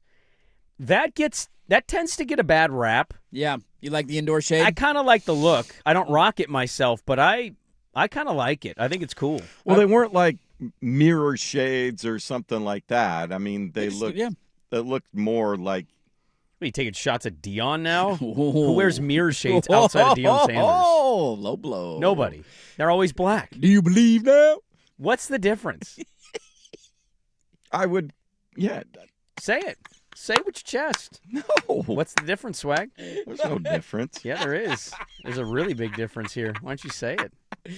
One's won a conference title. Look, I would like to point out. There we go. Attaboy Swag. Attaboy Swag. If we win a conference title. You go undefeated in the season, you can wear whatever you want. One won a Super Bowl. Actually, one won 2 Super Bowls back-to-back, bitch. Yeah, he did. Did he just have 2 or was it 3? Yeah, just 2. Niners 2. was the He won first the Niners, one, right? Cowboys and then went over to yeah. Dallas. Yeah, 2 Super Bowls. What's better, 2 Super Bowls or a conference title that you lose in the playoff? Big Ten championship, significantly harder. Everybody knows that. Winning football is winning. Literally football. the missing piece for 2 straight teams. Won a title for your team. Your team! And you're out here crapping on them because he wears mirror glasses? The last time. It's ridiculous. Look, I'd like to point out the one time I wore sunglasses at a night baseball game in Atlanta, I also had an eye procedure, and that's why I needed to wear my sunglasses in public at night. How red were your eyes? It was from the eye procedure. They were pretty red. They advised me the to. edible eye procedure. They What one is advised me, the procedure? They advised me to avoid letting people see my eyes for a couple Now, of hours. was Dusty also having the same eye procedure that night and chose not to wear glasses? I will not confirm nor deny any comments other than him pointing out you're wearing your sunglasses and it's a night baseball game. You should probably take those off. People are looking at you weird. Well, famously, you mentioned Lanning. The brand man has to constantly battle the Sukanic narrative of what he does. He does, yeah. A lot of allegations over the years. You know, he's went been to ducking Magic those City. like the Matrix, but Toilet seats, counters, you name it, he's been there. Sometimes conspiracy theories are true. What happened here? I don't know. Spring football's back. I Spring totally football forgot is Dylan back. Raiola's on my team until yesterday. I kind of blocked that one out of my memory, and I'm like, oh, that's right. Dylan Raiola's our backup quarterback. Now, you're going to want him to win, so ultimately you don't care. But, I how don't many care, games will you secretly also be like, well, you lost? None. But if he does lose, it will make it a lot easier to pile on him for losing. Okay. That's the way I'll handle it. And he comes out jumping like Mahomes. I mean, this is like I had to week deal one. with Bo Nix being like, Bo Nix, I was in Dallas when we should have beaten Auburn, and Bo Nix ripped my heart out, and he was that's a lot different. I know. It's It's not the same douche level factor. yeah. I don't like Dylan Raiola because Right. he's a douche. I didn't like Bo Nix because he ripped my heart out and beat my team. In Herbert's senior year, It's a regular season game, though. that also, I mean, we point to the Arizona State game later in the year, which I get, but that, like, if you win that Auburn game, you're in the college football playoff that year. And they would have been murdered by LSU, but you would have been in the college football playoff You guys that weren't year. beating SEC teams yet, though. No, and Herbert did get the memory of the Rose Bowl win, and he got to Yeah. cap his career on a bright spot instead of losing by 60 to LSU, so I guess maybe there is a silver lining to this. But I got over it with Bo. If you're good, I'll look past anything, basically. Now, what are the chances Lanning just carries this over past the eye procedure deadline? How many practices in a row What if he can just wear shows sunglasses? up the whole year in sunglasses? Like, how cool would that be? Gets an endorsement deal or It something. just becomes a branding thing, dude. These guys are all Yeah. they're all brand ambassadors for stuff. Sure. It would be really funny. A lot of people made the joke yesterday that he was in such a cool, calmed mood because there was a certain person not asking long-winded questions at his press conference anymore. He was very relieved by that. Ryan Clark, big first press conference. Ryan for Clark's spring football. first spring football press conference. Come on down, Ryan Clark. Shout out our guy Ryan Clark Look at at the that. Oregonian. Eugene's very own. Welcome to the team, Ryan. The water is warm. I do want to know what's in the smoothie. Has anybody ever asked him what his smoothie recipe is? I don't know. I don't think anybody's ever asked that. It Does looks he delicious. even know? Or do they just hand him a smoothie because he's like, I need a smoothie at this point in the My day? guess is they've studied his DNA to the point where with the advanced science that they have down there, they have pinpointed exactly the ingredients that he needs for the healthiest and happiest of lifestyles. I would think you'd have to find out, though, if there's some ingredient. Usually, most people, there's one ingredient that you can't put in there. What is your ideal? I think I cracked the perfect smoothie recipe the other day. I'm anti-spinach. My wife loves putting spinach in smoothies, and I can't stand it. I don't. I will put spinach in it because for me, there's relatively little taste. It doesn't affect Doesn't change the other composition stuff that much. I put in there. Yeah. Well, that happens if I put avocado. People get upset because they think it makes it too. Really? Yeah, it I makes don't it way always too do thick. avocado, but I'm not anti-avocado. No, I'm not anti, but Yeah. I don't. When I make smoothies, I usually have to make it for 4 people. Sure. It's like a group smoothie. So I have to think in that way. But the other day I made a protein one, and I had 2 almost ready to be used for banana bread bananas, and I'm like, you know what? I'm gonna put these in the smoothie because I like a banana. Yeah. I did a couple frozen blueberries. Okay. I have the all natural peanut butter, non-flavored plain Greek yogurt, Okay. cottage cheese, Oh, cottage cheese. almond milk, vanilla protein powder. It was perfect. That's a good combo right there. It was. I've never thrown cottage cheese in a smoothie before. It's a good way to add protein to it. Good little yeah. mixture about a in half there. cup of protein give you about 12 grams of protein. Okay. I mean, I'm lifting all the time. I got to up my protein. Well, the 40. I'm turning 40 this year, guys. Big Papa Pump is coming. Do they give you any? Does that give you any tea? Do I got low tea? Does cottage cheese have tea in it? Can I get tea out of that? I might be doing a tea thing soon here. Are by you the way. really? Yeah, I might be. You got a deal? You got a tea deal without me? Yeah, You got a tea? You left me behind without a tea deal? I might just be. I wanna go to when I T-Town. was on the road. I wanted to make comments. Can I go to T-Town? I want to go to I T-Town. don't think you can go. You're not old enough yet. I'm not There old was enough. only I'm one 37. invitation to T-Town that I was This aware is of. bogus, You're not dude. old enough, dude. I'm going to go find my own black market tea. You must be at least this tall and this old to ride this ride. I didn't hit the height requirement for the tea. that's what Well, that's it why I was. need tea. It'll help me grow. I'm too small. I suddenly kind of want to be Big Papa Pump for Halloween now. That needs that to might be your my costume. This needs to be your costume. Put on a fake gold, Like a fake muscle outfit. Yeah, get some of those blown up muscles. Fake goatee, Yes. the mesh on top of the head. Yeah, this has to happen. Constantly flexing as we're giving sports The entire days. show. God, can you believe that Oregon State game this weekend? Didn't get to the Lanning audio. Let's get to Dan Lanning. His takeaways from day one as Oregon is set to kick off a new season here. Spring football is here. We'll get to that coming up next on 105.1 The Fan. It's time for Who's Stinking It Up? Do not go in there. A sports lowlight, ripped from the headlines. We couldn't do diddly poo. Brought to you by Three Mountains Home Services. Schedule your appointment online at threemountainshomeservices.com. As long as the court played like a normal court, well, I said fine. Well, it didn't. And when it proved to be dangerous on top of all that, with people slipping all over the place, rather than being stubborn and defiant, the Big 12 is going to eat it and they're going to punt. Yep, there's Scott Van Pelt. We talked about this earlier. The Big 12 brought in their glass LED court. It was a terrible decision. It was ugly looking on television. You had an injury yesterday for Texas Tech, a couple other injuries as well, migraines, and people constantly slipping. The Big 12 has scrapped the glass floor, and they're going to put wood floor in going forward. Yeah, I like the idea to be creative and try and do something different to make your tournament stand out, but this ended up backfiring right in their face, and good on them for correcting the mistakes sooner rather than later. You have 2 of the top 3 NBA draft picks in your tournament. Why do you need to stand out? Who's stinking it up? Brought to you by Three Mountains Home Services. Our friends at Three Mountains Home Services have a sweet special this March. Purchase a new high-efficiency HVAC system and score a 16-year parts and labor warranty. 16 seasons of comfort starts now. Visit threemountainshomeservices.com today.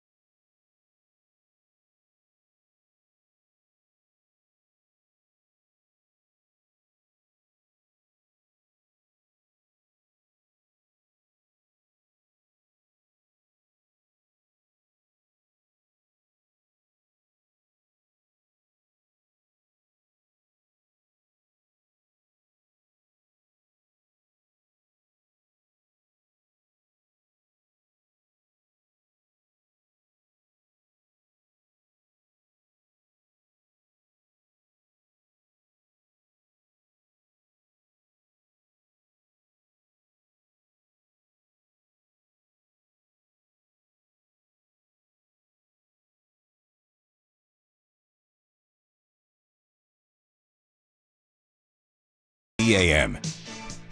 All right, welcome back in. You can also send in your ideal smoothie recipe. What are your favorite ingredients to throw in there? It could be a random little Friday tidbit we get to.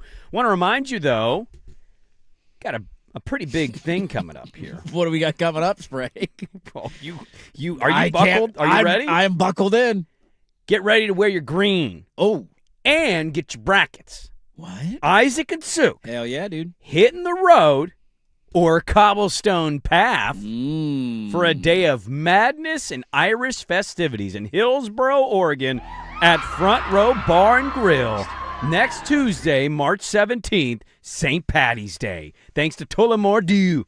Isaac and Suk will be bringing luck to your bracket and doing it with a glass or cocktail of Tullamore Dew by their side and a huge whiskey selection. Come hang with the fan Tuesday, March 17th, St. Patrick's Day at Front Row Bar and Grill off Embry Drive in Hillsboro, near Hillsboro Stadium. It's a St. Patrick's primetime party brought to you by Tullamore Dew. I think you nailed that one. Wow, that's in my backyard. That was pretty solid. Are you going to go stop by, say hi? I don't know. St. Patty's Day? You got anything going on St. Patty's Free Day? food and booze. Is he going to stop You'll by? be there. We know you'll Our be there. boss literally said yesterday, you want a drink? Just invite me. I got a card. Yeah. I'll be And there. Swag all right? noted that and was like, you got it. I saw this email last night exciting that they're going on their own for St. Patty's Day. St. Patty's Day sneaks up on me every year. It's like, what? Next? Oh, yeah, it's next week. Is it a big holiday for you? No, Sneaks it's up just is like- something I use for Christmas and Thanksgiving. Sneaks up in terms of, like, we're already there in the calendar. Like, we're already at Yeah. St. Patrick's Day. Like, Jesus. Players Championships going on. The brackets come out It's like Sunday. it's almost April, man. Go hang out at Front Row Bar and Grill. I'll also just add to the conversation you've created. You could pay me $1,000 to tell you when St. Patty's Day is, and I'd never be able to guess. Sometime in March. Sure. I never forget because it's my mother's birthday. That's when you'll always remember, huh? Yep. We have a favorite smoothie submission. Bourbon over ice got texted in. That's pretty good. That bourbon smooth. That's a different smoothie. That'll give you some tea right there. Yeah, that's a different smooth right Some there. organic tea. Dan Lanning, yesterday, spring practice. He's got new coordinators, and he was asked, are these guys ready to be coordinators? I don't blame the question. Not going to attack the reporter in any way. It's kind of a logical question. Also, Yeah, promoting from within, Dan Lanning being asked, are they ready? I think he named them because he thinks they're ready, but Dan Lanning was asked if these guys are ready to be the coordinators. Yeah, work, right? And then it's evaluating the things that we haven't done, right? So, even before they stepped into these roles, I assume you're talking about Drew and Chris, right? Like those guys, we had call it periods last fall, last spring. I'm always trying to prepare what's next. So there's periods of practice where those guys were calling a game just like they would if they were sitting in a coordinator position. So a lot of that prep started a year ago. It started 2 years ago, right? They've sat in that seat. They've worn that hat. But now it's going to be more of that, right? How do I play it like a game? We have periods throughout practice, opportunities within the building to simulate the game before we get to the game. So the new coordinators, look, it's going to be a long time. I actually don't think the spring game, anything we hear from spring practice, nothing is going to indicate what differences are here. They have a relatively interesting opening game, at least next year. It's not like an FCS team opening with Boise, a team who has historically given you problems and is returning a lot of starters. Returning talent. They're up near the top of the list, 13 returning starters for them. And so it's not they should win. They will win the game, but it's not one of those you show up and win by 50 and we can't really take anything away from it kind of game. So at least it's an intriguing start to your year. And that's when we'll find out what you got. Yeah, to me, the differences on the offensive side, defense, I don't know. Offense, what I would say is if I was to play a guessing game of what the difference is going to be, it's just going to be situationally because aesthetically, I think everything's going to look very similar. I highly doubt that you're going to see some wholesale changes because a lot of the roster and skill position guys are all returning players. What was the biggest difference for you that stuck out from between Dillingham to Stein? Because to me, it felt very similar. It's just about situations, right? What do you call on this and this down, this distance, this red zone, this whatever. The other thing that they're going to have to figure out with Merringer at their new offensive coordinator is what has been the problem, and this is a both sides of the ball issue, but what has been the problem the second time you play a team? How are you incapable of coming up with creative ways and new innovative ways to get your offense going against How do you an fall opponent. so far from the first game to the second It's one game? thing to lose to Indiana and Ohio State, which they did the last 2 years to end their season. It's another to have you played both of those teams earlier in the year. Now, you lost to Indiana this year, but the game was far more competitive the first time around than it was the second time around. Why is that? Like, what was the missing ingredient dialing up a game plan that did not allow you to get anything going? And the same thing goes for the Ohio State game 2 years ago. And you can just say they were the better team, and that's fine. But again, that doesn't excuse being down by 30 at halftime. And that, to me, is a game planning issue. When you're facing a team the second time, they seem to have your number. I mean, the opening play of the damn Peach Bowl, you threw a pick six. They just sat on a route and picked it off and took it back. It's literally the worst way you can start a football game. And so that's one of the biggest questions I have, because I think your point is valid. They're going to run a lot of similar stuff. They're going to be multiple. They'll go under center. They're going to be balanced. They're going to want to run the football, take their shots when they can. A lot of short passing game. Like, none of that stuff is going to change. I think it's the question of, in the bigger moments, in the bigger games, what are you going to get out of it? And I think that's the thing that only maybe time, because Lanning's going to end up doing one of these bussin' interviews during the summer at some point, and he'll reflect and he'll give you the real thoughts and feelings of getting, whooped in the playoff again. Like, we'll have to wait for that. That being said, like, you do have to wonder, as we continue to go on in the Lanning era, he's doing such an exceptional job of getting Oregon to a point. And to what you're saying of what is happening the second time, is it so much about like X's and O's stuff, or is there something about you and your staff that other coaching staff see on tape and are going, oh my God, here it comes, and then they're just and sitting they're there not going waiting to have an for answer it. for this? Right. Yeah, like that's kind of what I wonder going forward. Yeah. He also was talking about he was asked about his offensive line. Didn't portal in as many guys to the offensive line. Only one guy. They brought him. They tried to get Seton, and he obviously chose LSU, so they didn't get him. But outside of that, they didn't really go after a lot of guys. They only brought one player in. So here's Dan Lanning on his offensive line this year. Yeah, I think we have size and athleticism. I think Coach Terry and the group that he works with over time have really proven that they're great at building a cohesive unit. And we have some guys that we've recruited really well there over the last few years that we want to be able to see step up and take charge and take advantage of the opportunity. So really relying, you mentioned trying to get Seton. They didn't get him. He goes to LSU, really relying on the depth and development part of that. Look, they recruit like monsters, man. So yeah. This is going to be, maybe it's a concern for people because we're so used to the portal.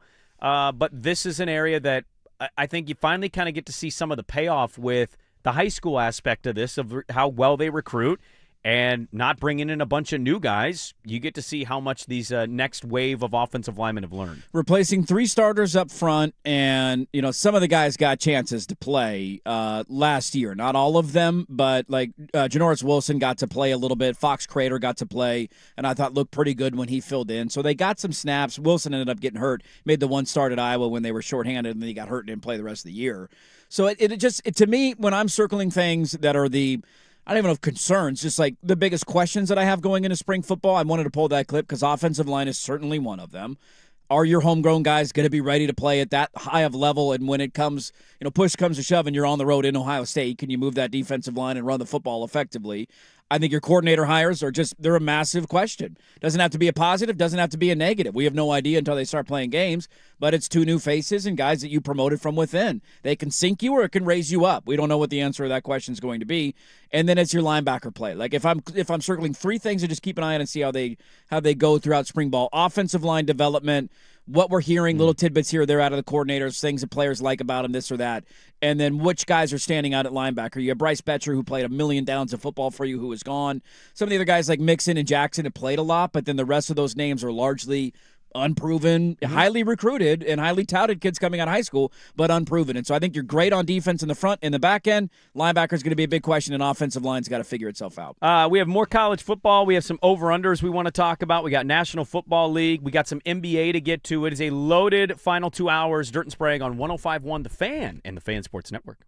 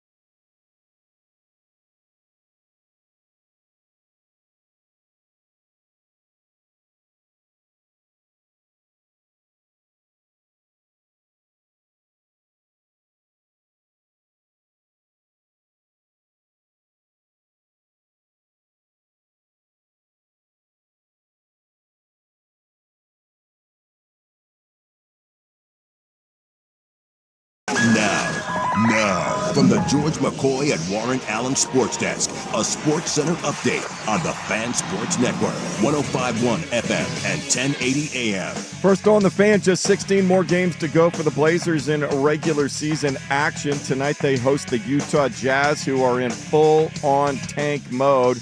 Blazers 14.5-point favorites for the 7 o'clock tip. If you're not going, you can see it on KUMP Xfinity Channel 1016. Portland a game and a half behind the Warriors for ninth place in the West. World Baseball Classic starts its knockout round tonight with 2 quarterfinal games. Korean Dominican Republic up first, 3:30 this afternoon. They're in Miami. You can see that game on FS2. 5 o'clock on Fox 12 Oregon. The United States will take on Canada in Houston. After they had to finish round 1 this morning at TPC Sawgrass Stadium courts, round 2 now well underway of the Players' Championship. Sepp Straka, Corey Connor separating themselves from the field. Both are 8 under par. 2-shot leads over Alex Smalley, Xander Schauffele, and Austin Smotherman. Scotty Scheffler will tee off at 10:45 this morning. He'll start the day at even par. Right now, Rory McIlroy on the cut line at +1. Through 7 holes today. More sports scores and stories in 30 minutes. Jason Swigart from the George McCoy at Warren Allen Sports Desk. Hurt and missing work insurance companies acting like jerks. Don't call your mom. Call George McCoy at warrenallen.com. Sports Saturday.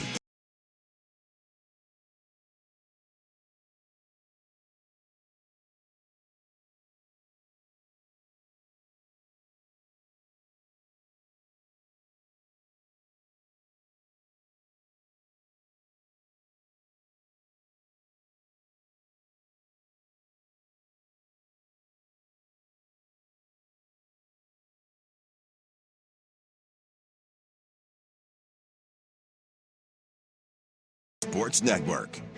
Hey, welcome back in. Hour number 3, Dirt and Sprague here. Portland Sports Leader, 105.1 FM, The Fan, 1080 AM, the Odyssey app, live on YouTube. Good morning, everybody. Hope your Fridays are off to a great start. We've talked Christmas lights. We've talked about tea. How's your tea doing? Did some college football stuff there, some college basketball stuff. Been a lot in the first 2 hours of the show. And we have a lot to get to over the next 2 hours. I will. We don't have to do sponsors or anything if you want. I do have a weekend parlay that I have cooked up for 9:30 today. I have a weekend. There's a lot going on. What sport?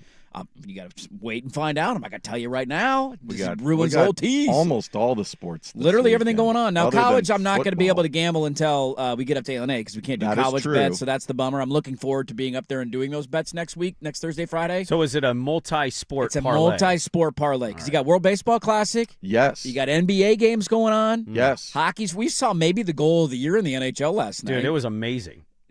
Who scored it? What team? Did you see it? Did you actually see it? Or you? No, yeah, come on. Are you Blue Line yanking my Brandon. chain? I don't know, chain yanker. I think you're a chain yanker. Don't call I think. me chain yanking Sprague. I think you could be a chain yanker. No, come on, dude. Is that part of T-Town? That was an awesome, dude. First of all, I'm kind of offended that you would even suggest that to me. I mean, we all know. Let's say the team name on 3. Okay, 1, 2, 3. God, see what you did there. You're trying to trick me to tell you. The San Jose Sharks Why would you do maybe that? scored the goal of the year. No, dude. The Maybe Sharks scored. are in If you have not Fuego. seen the goal, Blue Lamb Brandon has clearly seen the goal. If you've not seen the goal. They won 4-2 against the Bruins. The Fighting Bees. Eklund scored maybe the goal of the year. So go look it up. Watch that video. Also shortchanging his assist in the game, but, that's neither here nor there. That's the kind of information that would never slip through the 5-hole of Blue Line Brandon. That's called 2 points. That's why we call you Blue know Line what I mean? Brandon. I do have some NFL stuff to get to, including one player still available, although we haven't talked a lot about him lately. I'll tell you who that is coming up in a little bit. Is anybody going to watch tonight? That's on my bingo card in the last 2 hours of the show. I just watched the replay the second time you watched that goal. It's unbelievable. It's pretty remarkable, isn't it? Hitting out of midair, like flying over the crease and hitting it. That's what I kept saying last night when I saw the goal. You were watching. We know you were watching. I got live. the ice pass. I saw this earlier. Since we're in the bit of college football, let's just continue on this train. The 2 biggest and highest over-unders in college football. Do you care to guess who they belong to? This is regular season win total. So out of 12 regular season games, over-under, there are 2 teams that have an 11.5 win total. So basically, over, you go undefeated, under, you lose 1 game. I would say Texas Tech. Texas Tech would be one of my guesses are because their correct. conference sucks. Texas Tech, their schedule. It's You ready not for the this? most daunting gauntlet Their you've ever conference. seen. You could just stop at conference Well, and sure. we can move on. But BYU's a decent team, right? They're not terrible. I know they dominated knocked twice. them. I'm just saying twice last BYU's year. a They got a quarterback that wears 47. He's going to be a sophomore. They don't even. My point is they don't even play BYU. BYU's not on the regular season schedule this year. Okay. Texas Tech schedule: Abilene Christian, Yeah. at Oregon State. Look out, circle the wagons. Not great.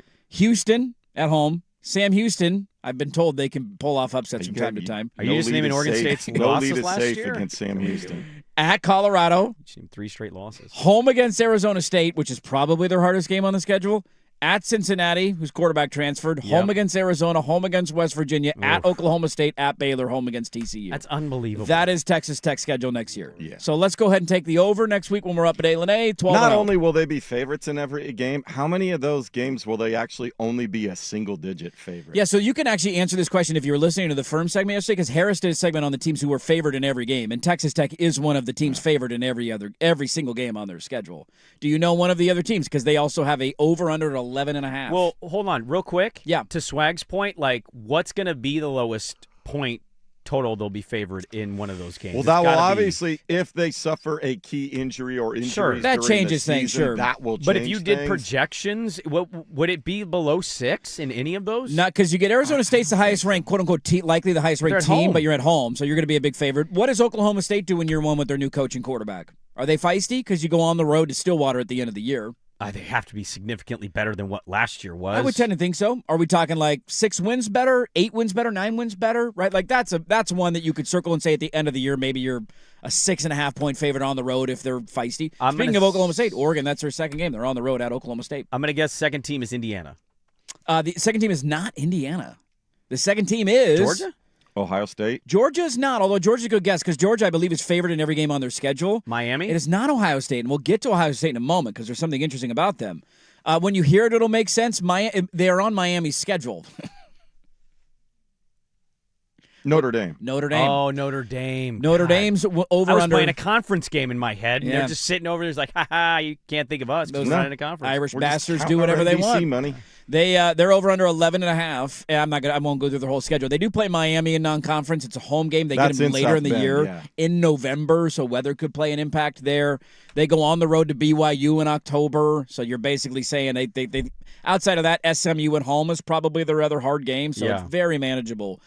For Notre Dame, I just thought those were interesting tidbits. Texas Tech is a lock to go to the college football playoff. Put that in any one of your parlays you want to, because they will be there. They will win the Big 12 next year. This was interesting because Swag mentioned a team there, and this blew me away. And somebody explain to me how next weekend or next Thursday or Friday I don't place a large wager on this. We have over-unders out in certain conferences now too. So every team is out, but Pate put it together where he bunched them together for the Big Ten. There are 2 teams in the Big Ten with a 10.5 over-under leading the conference. 2 teams. Do you care to guess the 2? Oregon, Indiana. Oregon and Indiana. Ohio State has a 9.5 over-under on FanDuel.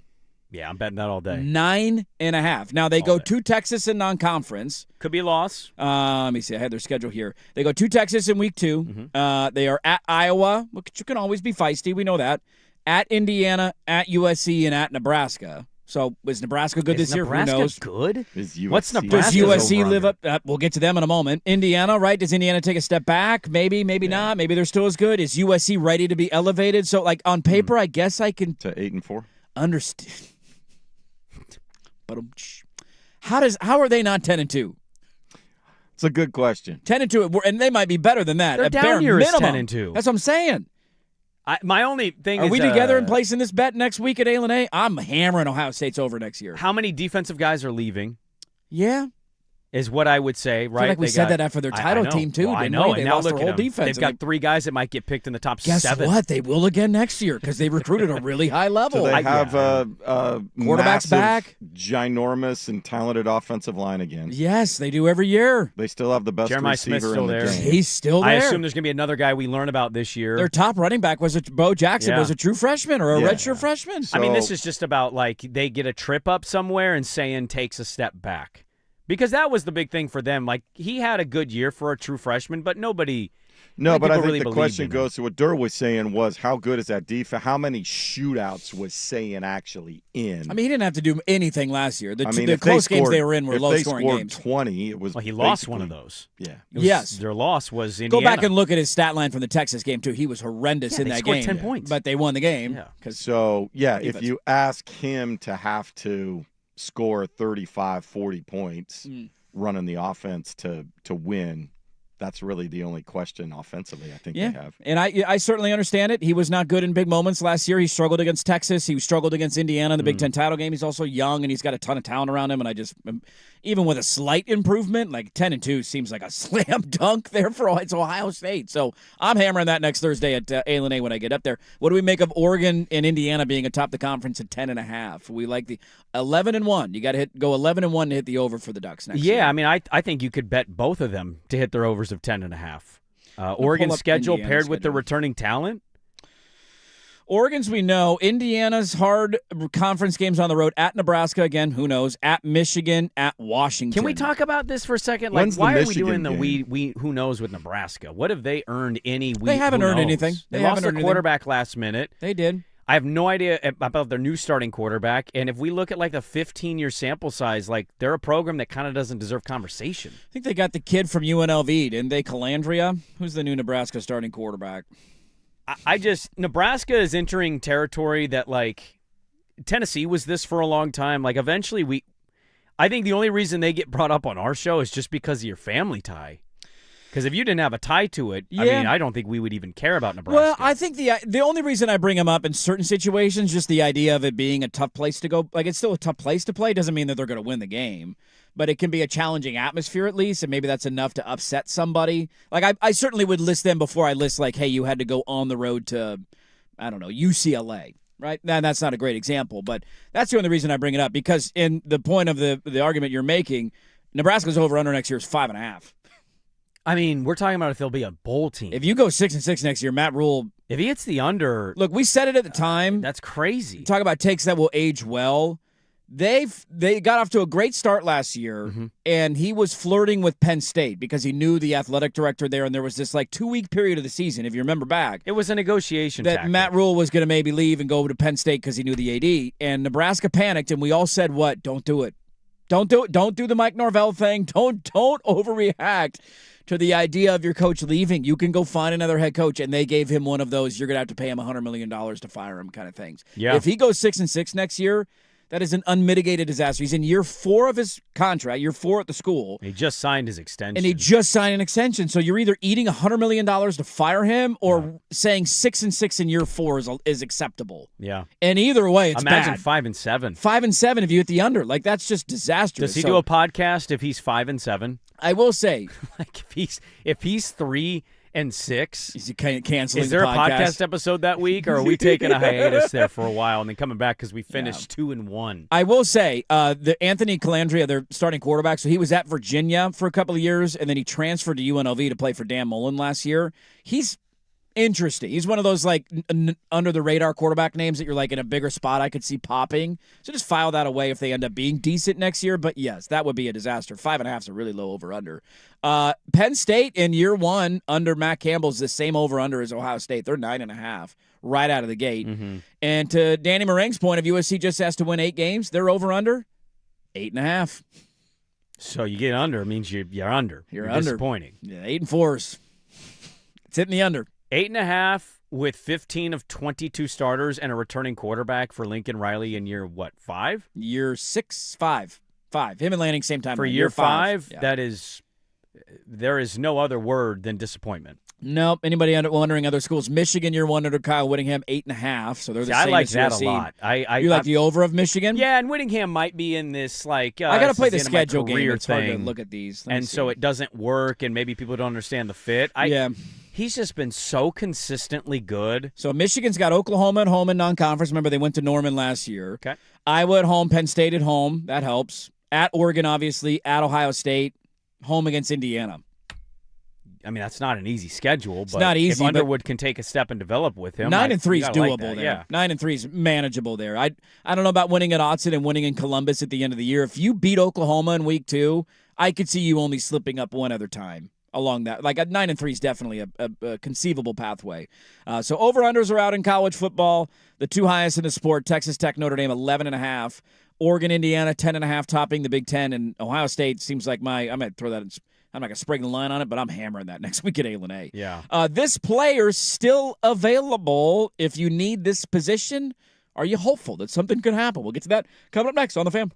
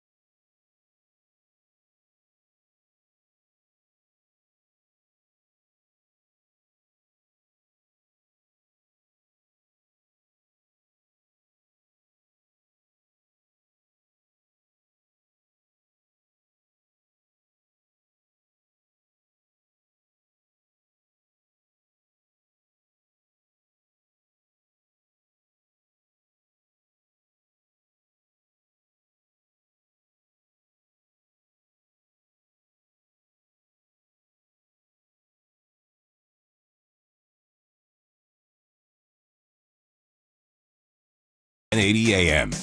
All right, welcome back in. 8:20. Get to some stuff around the association coming up bottom of the hour. Are you going to watch? That's a question that's on my mind. We'll get to that at some point. I saw Mina Kimes with an analogy, and I want to ask 49ers fan Sprague how he feels about it. You got more takes to give on Mina Kimes' takes? No, I'm wondering if we agree with this one. Okay. Mike Evans joining the 49ers reminds me of Derrick Henry becoming a Raven. An aging great who could bounce back in a system that'll set him up for success. Everybody's different in the way they're built. I do worry about the age, the injury history stuff. The last couple years has not been great for his body. Henry, in his last year in Tennessee, 1,100 yards, 4.2 yards per carry. The 4.2 is the lowest of his career. 1,100 in terms of a full season. Outside of his first 2 years in the league when he was kind of finding his footing was near the bottom of his rushing totals in his NFL career. And he's bounced back 1,900 yards his first year in Baltimore and nearly 1,600 yards. He has 32 rushing touchdowns in the last 2 years. I mean, he's been unbelievable to the point where last year, even though he fumbled early on in the season, people were wondering, like, hey. Their rushing offense was still near the top of the NFL. And look, that's fine. The Henry comp is totally cool. I'll give you one that actually I have more in my thought process when they signed him. And by the way, I think it's 3 years, $42.5 million with only really 1 year guaranteed unless he kills it and then they'll pick it up. Yes. They've dabbled in this before. Now it's a different regime. It's a different coach. The organization literally did this not that long ago and it worked out well. Anquan Boldin. Yeah. Anquan Boldin was going into his 11th season when he signed with the 49ers after coincidentally beating them in the Super Bowl. And he came over and he gave them 3 really good seasons. Really good, yeah. His production wasn't the top of his career, but in terms of impact, his first year he had 1,100 yards on 85 catches. His second year was 83 catches, 1,000 yards. And his final year was 69 catches, 789 yards. He was a huge threat. Yeah. And whenever they needed a big play with Kaepernick and company, he seemingly came down with it and made it. Now, physically, bigger than Mike Evans. Just built more like a truck. And that's why I can't quite go there with Henry. He's a unicorn. He's built different than any running back almost we've ever seen. And Anquan is thicker, but I think if you were to get the best possible scenario out of the Mike Evans San Francisco experience. Oh, it'd be a great, if that's what he turns out to be, it would be perfect. It would be Anquan Boldin late career. He's really efficient. He works well. He blocks. Great team guy. And helps get you back into the fold in conversation. It's one of the more interesting signings of the offseason for me because I don't really know what to make of him coming off the injury at this age. If you do get a near top of the level Mike Evans back, like 92% of what Mike Evans was. Well, he came back last year and he did. It was, I know, for 8 games. But if you're able to get that out of him for a full season, it's kind of a weapon that the 49ers really haven't had in a while. They've had Swiss Army knives and guys that could do different things and be effective, but they haven't had a true number one, let me just lob it up to you and you go make a play kind of wide receiver. It was interesting hearing some of his press conference. He said George Kittle was a huge part of his recruitment. Yeah, this wasn't about money. This was about best spot The Bucs for him. offered him the same financial offer, which everybody was kind of surprised by. Of you've been there your whole career, and it wasn't like they just let him walk or didn't even try and re-sign him. And he said he looked at the 49ers as a team he thought was one piece away, and he feels like he's the missing piece. And George Kittle recruited him incredibly aggressively. I don't know if he is one. If I don't think that team is one piece away, but if their defense can take a step and their pass rush gets better, Bosa stays healthy, Warner stays healthy, they're going to be right in the thick of it. Evans, by the way, he got hurt in October. He came back in December. He had 16 catches in 4 games. Okay, so not terrible, but not, yeah. But also, I wouldn't be shocked if that's his per-game reception total as San Francisco. If no. It's 4, 5, 4 or 6 5 catches a game. Not like you're getting 9, 10 catches from a guy of that age. To me, it's just about... I'm also feeling like, if I remember correctly, didn't they play some really bad weather games late in the year? Wasn't the Carolina game for the playoffs was pissing rain. Just dumping the whole game? Yeah, that game was in terrible conditions. That was the last game of the year in January. That was 16-14 final. Ugh. He had 2 catches. Nobody was passing the ball in that game. Nobody could. Not a lot of offense there. So to me, I think it's a scenario where it's a really good veteran addition. It's just going to be, is he going to stay healthy? And look, I also give him credit on this. I don't know if he'll end up being right. He may have just done what we kind of do. We kick around, why would that guy go to that place instead of that other place? Because we see it from a different vantage point. Mm-hmm. He may be looking at Tampa and he says, I love Tampa. Tampa's where I'm going to retire as a Buck. I'll be an all-time Buck. But if we have a mediocre to bad year, guess who's getting fired and guess who's going to miss the playoffs? Baker they might move on from Baker. The coach could get fired. The Niners haven't traded Mac Jones, so even if Brock goes down, I think they internally feel pretty confident about their back quarterback, and they should. He went 5-3 last year. Yeah. And then eventually Kittle will return. So, look, it's you're relying on a lot of old guys. But as I've noted before, they also have a lot of young guys that ended up playing. Now, will they keep Trent Williams? They got Dre Greenlaw yesterday. Yeah, they did. They brought him back after just a year in Denver, and he got injured, and that just didn't work for him. No. But, maybe Dre Greenlaw is just destined to be a good Niner and really nothing else. I like what Evans was saying. I don't know if it's going to be Derrick Henry, but I do view more of an Anquan Boldin. Yeah, I think that's a good comp. One other guy, and I've been kind of aggressive in terms of thinking he was going to get moved, and then his name faded to the background a little bit. And I'd kind of forgotten about him until I saw a report this morning from Diana Rossini saying that A.J. Brown is indeed not the idea of getting traded is not dead. There is one team who aggressively tried to go get him last week and then ended up pivoting to another move, but they remain continuing to monitor the situation, if you will. Mm-hmm. Do you know what team it is? I don't. I missed this report. Okay. Of all the teams that could go get him, this one would not be on the top of my list of guessing, and I'm like, yep, that kind of makes sense. That's their MO. Dolphins? Not the Dolphins. Am I in the right ballpark? No, you are not. It's a contending team, a team that's close to winning a Super Bowl that I would not argue needs a wide receiver, which is why I was surprised by it. It is not Detroit. It is the Los Angeles Rams. According to Diana Rossini, last week the Rams had seriously discussed making a move for A.J. Brown. The two teams were talking. They then pivoted to get the McDuffie deal done, and the dialogue has slowed down, according to her, but they continue to monitor. I don't know. How? Also, the draft capital. How? They could have Devontae Adams, Puka Nacua, and A.J. Brown in their wide receiver room next year. Not to mention you've got Stafford's contract. You just paid. You just gave McDuffie a record-breaking contract. I don't get any of it. None of it makes sense to me. I always just believe it's not. I just did a double take. I'm like, of all the teams that I could have guessed, the Rams? Like, huh? They will far and away be the favorite if they make that trade happen. Without a question. That is a... You kidding me? You're 1-2 on the outsides, Puka Nacua and A.J. Brown, with Stafford still playing at an MVP level and an improved defense from the offseason. Don't forget about Adams in there. Man, Adams, yes. That is, they've already gone all in, and then they turned to their dad and said, give me your chips, and he gave you more chips, and you pushed even more into the middle. That was Kugludes going back to the ATM at the casino. We're going again! Go all in again! Don't let me bet 100. I'm done. Dude, no, I'm not done anymore. Johnny, don't bet 100. I'm betting 100. Leave me alone. It's my money. All right, dude. All right, 2 seconds later, it's all gone. Look, I wouldn't blame them for it. If my team was the Rams, I would want it. Go all in, dude. Just give me one more at the end of the Stafford era, and you got me 2 of those trophies. I could not be happier. And then, you just kind of have to eat it a little bit and restart. Sure, at some point you'll have to pay the piper, but who cares? I missed that report. I was kind of wondering the other day if he was going to get traded, and I had gotten to a spot where I don't know if they're going to trade him, and they might just say, this might be it for Sirianni. This might be it for Hurts. One more year. Why do we want to lose a weapon? You can say what you want about him, his attitude, his reading the book stuff, his complaining in the lock. Valid point. If he gets the football and he has a 100-yard season with 100-catch season with 1,000 yards, he doesn't have a real reason to be upset. I don't care if we win the Super Bowl and he pipes in the post game, should have more catches. I don't care. I won a championship. Who cares? That's the way they felt a year ago because they won the Super Bowl, and he literally said that. He was kind of bummed that he wasn't a bigger part of the offense. If I'm Sean Mannion, and they're asking me, Sean, do you want? I'd be like, yeah, do I want a 6'3", 230-pound wide receiver? Yeah, I'll take that all day. I thought of and chuckled when I read this report earlier today of the other team in Los Angeles of like, hello? You need a wide receiver. We all think you need. I think they're going to get Debo. That's my prediction. That's your hot. Yeah, and I'm probably going to be wrong on that. But. And I think Debo's good. Would you rather have A.J. Brown or Debo Samuel? I take A.J. Brown in a heartbeat at this point in their career. I don't think your reasoning is wrong, and I think everybody skill-wise would say A.J. Brown. Yeah, get it.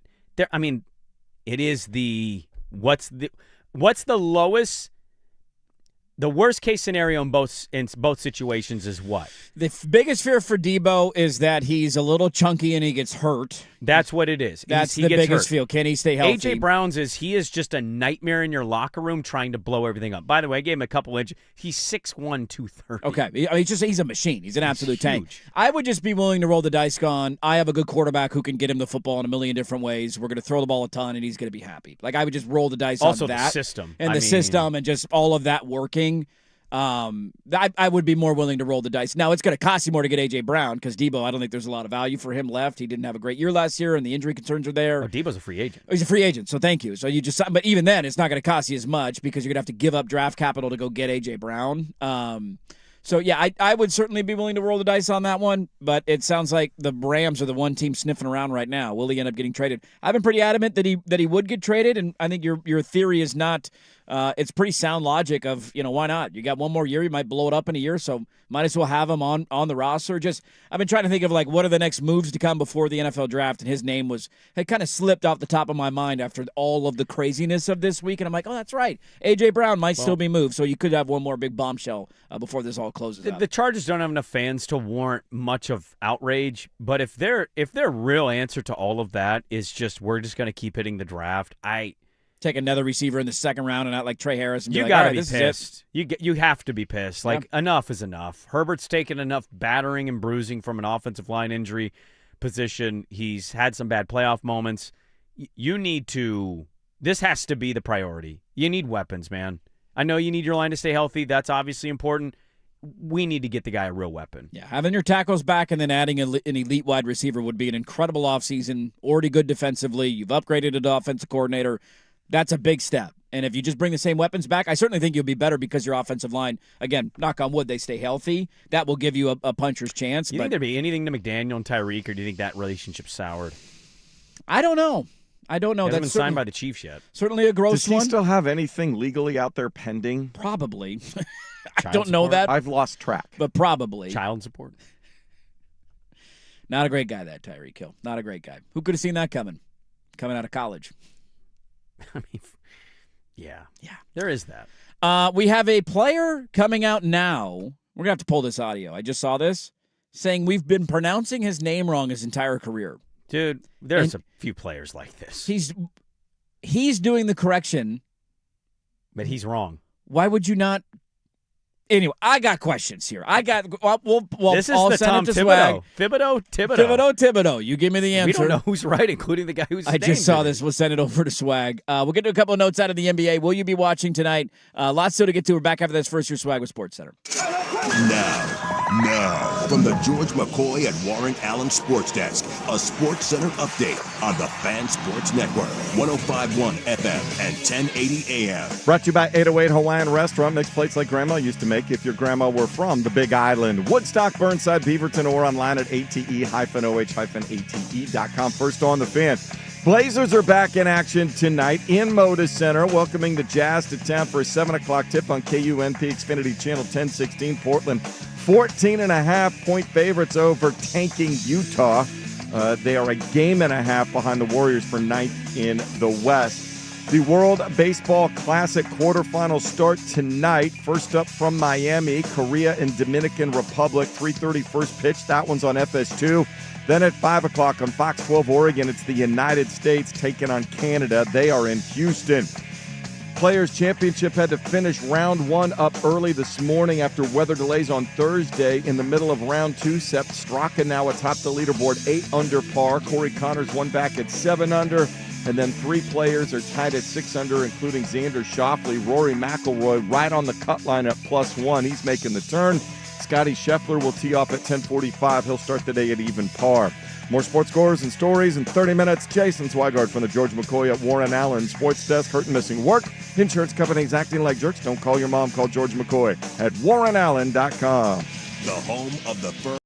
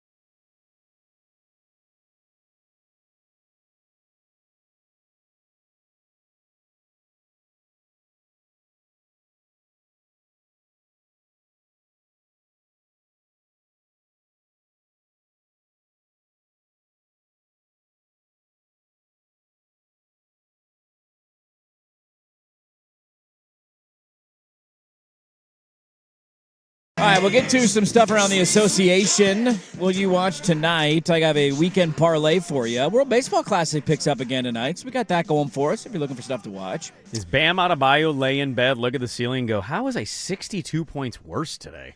That is really funny. I actually have an update on that. 62 points less. What the hell than happened his to that last guy, game. dude? That guy blows. Their responses to this have been really funny. Dude, and kudos to Spoelstra's- both of them. He's taking the Conor McGregor, Yes. like to apologize to absolutely no one. It's one of the best lines I've ever heard a coach say. These always get us to turn our head, though, and we Swag does play-by-play gigs. I don't do the Winterhawk stuff anymore, but when I did, there'd always be a player or two that you'd have a last name, especially like an Eastern European player, and you'd be like, God, these are like there's little dots and symbols above these letters. I don't even know where to begin and pronunciate these things. Oh, yeah, Chad Pregame? You're done doing Winterhawk games? Yeah, we've talked about that. They got to deal with a streaming app now, so they're not allowed to do local TV games anymore. Sorry, I forgot about that. I know. R.I.P. Well, not really. What a run. Hell of a run, man. Dude, you have hockey Hell of a color run. analyst on your resume. That is on my forever. That's pretty badass. Forever. Man. Yeah, but there's been guys over the years, like there was a Henry Jokiharju, who I believe is Finnish. I believe he's from Finland. And he changed the pronunciation of his name like 3 times throughout the year. We have a guy who's been around the top of the football world for a long time. Both college and the NFL. College and NFL, who signed with a new team at his introductory press conference say, you guys have been saying my name wrong the whole time. Travis, is it ETN or is it Achan? Let's go on this journey together. So growing up, it's Travis Achan. So it'd be like ACHANE.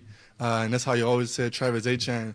But when I went to college, I kept telling them my name every day. And like after like 4 weeks, they just couldn't get it. So I'm like, man, it's ETN.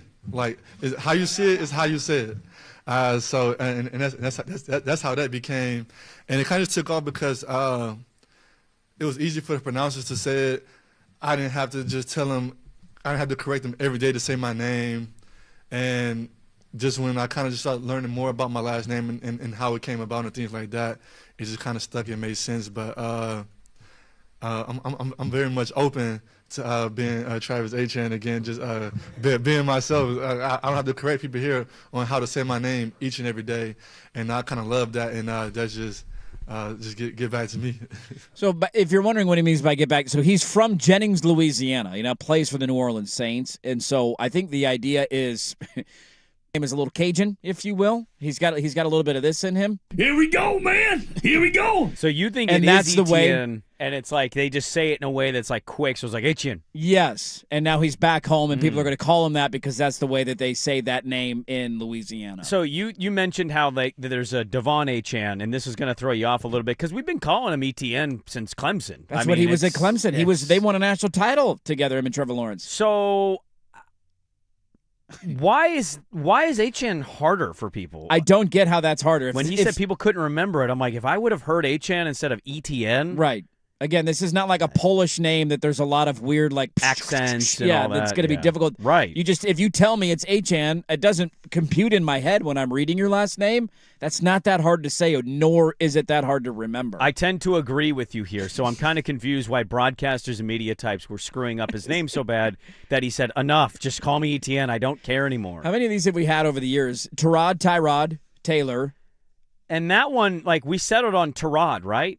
He came out and said it's Tyrod, didn't he? I think he did. But we always called him Tyrod Taylor? Yeah. And he was like, guys, it's Tyrod. Thibodeau had this for a long time. Is it Thibodeau or Thibodeau? Well, here's the funny thing. And then there's multiple Thibodeaus. NBA media reporters have actually met other Thibodeaus, and it's Thibodeau. But he claims it's Thibodeau, but others that they've met with the same last name say, no, it's Thibodeau. Now, is that a case where different families can pronunciate it different? I don't know. I'm not saying they talked to his cousin here, but is there like a Johnson-Janssen situation there here? might be something like that. Yeah, there might be a situation where that's happening. Because we've always said Kayvon Thibodeau. I always said Thibodeau. Now I'm confusing myself. I mean, we're going to have this with Debansa. Yeah, we definitely are. He says it on the BYU website, Debansa. Some people think it was Giannis. Yeah, some people still call him Jokic. Well, people still can't get Gonzaga some right. Some people can't say Gonzaga. Gonzaga. You're going to hear that in Some the people tournament. still say Jokic. I mean, people can't say our says on the state. stupid press notes every game. Gonzaga is Gonzaga is what they're called. Names are always fascinating when you find out that they're pronounced differently. Also, new names are unique, too. Mm-hmm. Like, imagine our society right now. Uh-oh. And imagine an athlete comes out, a black athlete, and says, I want to change my name to Kareem Abdul-Jabbar. Imagine the topic tree coming out in the sports world there. You think that's accepted? Yeah. Wait. I'm going to go by Muhammad Ali now. Well, did people? What happened to Lou? Where did Lou go? How long did people call him Lou Alcindor for a while, or was it instantly? I don't know. When you did changed he, your name? Okay, you late got it. 60s he entered the NBA? He changed his name in 1971. He was already in the NBA, He was right? already in the NBA. He had been playing in the NBA. He won the Buck title as Lou Alcindor. He won national championships, Lou Alcindor. That's a great point. But Muhammad Ali had the same thing. He like was it was Cassius Cassius Clay. Yeah. Did the broadcasters and the media types that existed back then, like... Cassius is such a cool name, and too. Cassius Clay is now Muhammad Ali. Muhammad Ali stepping into the ring. Or did they to become an actual known thing that nobody called you by the old name anymore? Whereas now, you'd have an obvious white podcaster. I don't like this name. What? It's what he wants. Why does it bother you? Yeah. It doesn't affect your life in that's any the way. society we live in now. Yeah, it's a great point that I didn't really think about. Travis Etienne. No longer Travis Etienne. It is Travis Etienne going forward. Will we remember this one? Well, I'd be crazy if I found out I've been saying my last name wrong. Yeah, you've been Sprague the entire time. You just didn't know it. Yeah, like what if there was some way I've been saying it and it's incorrect? I'm pretty sure my family did this because the majority of them came over from Sweden, and it was a lot of Jonsson, and I think when they came over, they were like, we need to sound a little more American. That's too soft of a J. We need a hard J. Let's go Johnson. Well, this is no different than when somebody threw me off because I was not following the story, even though I probably should have, and you can call me out for it. When Giancarlo Stanton became... Or Mike Stanton to Giancarlo Stanton. Yeah, what was the backstory on that one? Do you remember? Was it a family thing? That was they called him his legal name and his he wanted to go back to it? His first name is Mike. Middle name Giancarlo? Or no, he transitioned from Mike to his first name Giancarlo. But I think he used Mike for all the whites. Using the word transition's kind of funny. I mean, he did. He did. Transition from a Mike to a Giancarlo. You're not wrong. Robbie Chosen, Robbie Anderson. Do you tie those dots together when you randomly see him get signed anymore? Yeah. My team signed him last year. I'm like, oh, yeah, Robbie Anderson. I totally forgot about that one. Yeah, but that's kind of like it's chosen. That's not like a name you chose not to have. That's like, I'm cool. There's been other guys who have done that over the years for different reasons. Meta World Peace. Yeah. Ocho Cinco. Well, also people like embracing like their father's side or, something changes in their family that dynamic. happened at Oregon State a few years when I was covering at the end of college, and then my 1 year at Comcast was they had a couple linebackers. They one was Polynesian, and they changed it from one to another, and that took a while. And then another one was a freshman, and he came back his sophomore year, DJ Alexander. I forget what his last name was in his freshman year, but he came back the next year, and they were like, his name is now DJ Alexander. We're all like, okay. Yeah, we're going to call you that from now on. You got what it. You said, whatever you want to be called, you call it. So that's your update out of the NFL. Travis Etienne is the newest Saints running back, and we'll see if that one sticks. Let's get to a couple things in the association. That is next on The Fan. Big hits, big bets, big plays. Today I'm laying the big wood. This is the Layin' Wood Report, brought to you by Mr. Plywood, serving Portland for over 50 years. The 21 for a jumper that's online. Got it! Scoring the Shea way has proven historic and record-breaking. Gilgeous Alexander for 127 straight games, 20-plus, an NBA record. There's SGA continuing his MVP campaign there, Andrew. Yes, he is. He breaks the record. Wilt record, 20 points in his 127th consecutive game. Also got dumped with ice water and was none too happy. That was Thunder Radio on the call. Not happy about the ice water bath, huh? Who doesn't love a good ice water bath? After a hot game, you're running around, you're sweating, it feels delightful, I would think. An all-time record, pretty remarkable. Not one of those that'll stick at the top of your head, but like to beat one of the all-time greats at scoring in that way, pretty cool. Layin' Wood Report brought to you by Mr. Plywood, serving Portland for over 60 years, delivery, custom cutting, and special orders. You can visit them on their site at Southeast Stark Street. Great customer service, very welcoming when you walk into the building. Or you can go online, check things out at mrplywoodinc.com.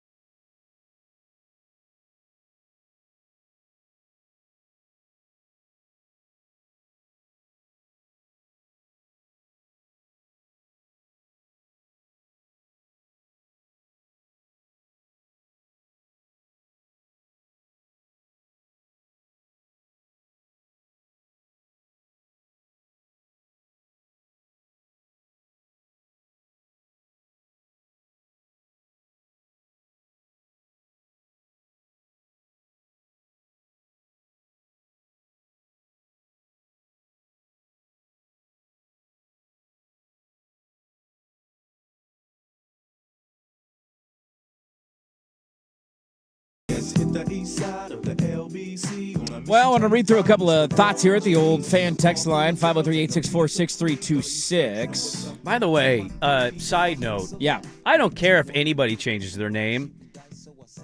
Cassius Clay is an awesome is name. A super cool name. Super cool name. Now, you change your name for religious purposes, all due respect to you. Yeah. Somebody needs to name, like if I was just thinking about this, like if I had a kid, Cassius would have to be in the running. Cassius is a really cool name. It should be brought back into modern society. Now, I don't know enough to speak about this from an educated standpoint. Was it just the religious move that he changed his name? That's what I assumed, yeah. Okay, I didn't know if there was like a history lineage of stuff of that name coming from some other. Does that make sense? I believe that was his given religion name. Muhammad Ali. Yeah, Muhammad Ali. I know. I'm saying Cassius Clay. I didn't know if it was just from the becoming a Muslim or if it was more so the backstory of where he got his original name. I don't know the answer to that. I was just asking. I always assumed it was the religion I part. thought it was just a religious somebody choice. texted in and said Muhammad Ali wanted to be called Muhammad Ali, and the day where did this go? Daley made the U.S. government, but on draft day they refused to call him Muhammad Ali. So they called him Cassius They called him Clay. Clay, and that's why he didn't step forward, and that's why all the BS happened. Is that the only reason he didn't step forward? I thought he was also a very he was a conscientious objector, and he lost his title for a while. But if they're also not going to respect you enough to call you the name that you want why to would change you your step name forward? to, I've told you my name is not if you've that. gone through all the proper, procedures, that's what your legal name is. Yeah. What is the most mispronounced name in sports right now? One listener is saying Mark Daignault, which I'm sure I'm saying that wrong. Daignault? He's saying it's supposed to be Daniel. Daniel? Oh, if that person's right, not a single person calls Mark Daignault Danio. One listener, including, I think, the coach. One listener asking for this one. Tua Tagovailoa. Tua's a good one. That's a good one. That's that one I say it, and I'm still not confident after having said it. Uyunglele is a good one. Yeah. That one, we threw that one up a lot. Star Lutulele. Lele. I always added extra leles on that. We have this one. Giannis Antetokounmpo.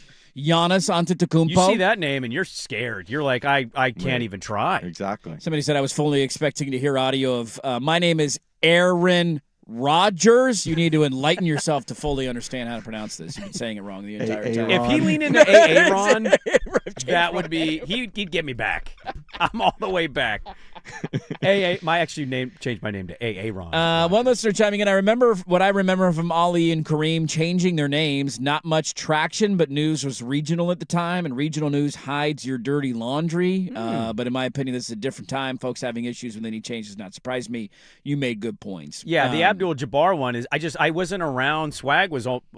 It's one thing to do it in high school. He was Kareem. I always knew him as Kareem, and then I learned about him and went back. Oh, right. But when I was introduced, it's very to unique basketball, to have somebody that was so at the top of the game, in college and early in his pro career, as good as you could be, and then change the name at that point, not an earlier life name change. And I don't know if he wanted to do it in UCLA, and John Wooden wasn't having any of it, which could entirely be possible. Yeah, he would have shared that. I'm a Substack reader of his. Yeah. He's he's a good read. Yeah, I feel like he had shared that.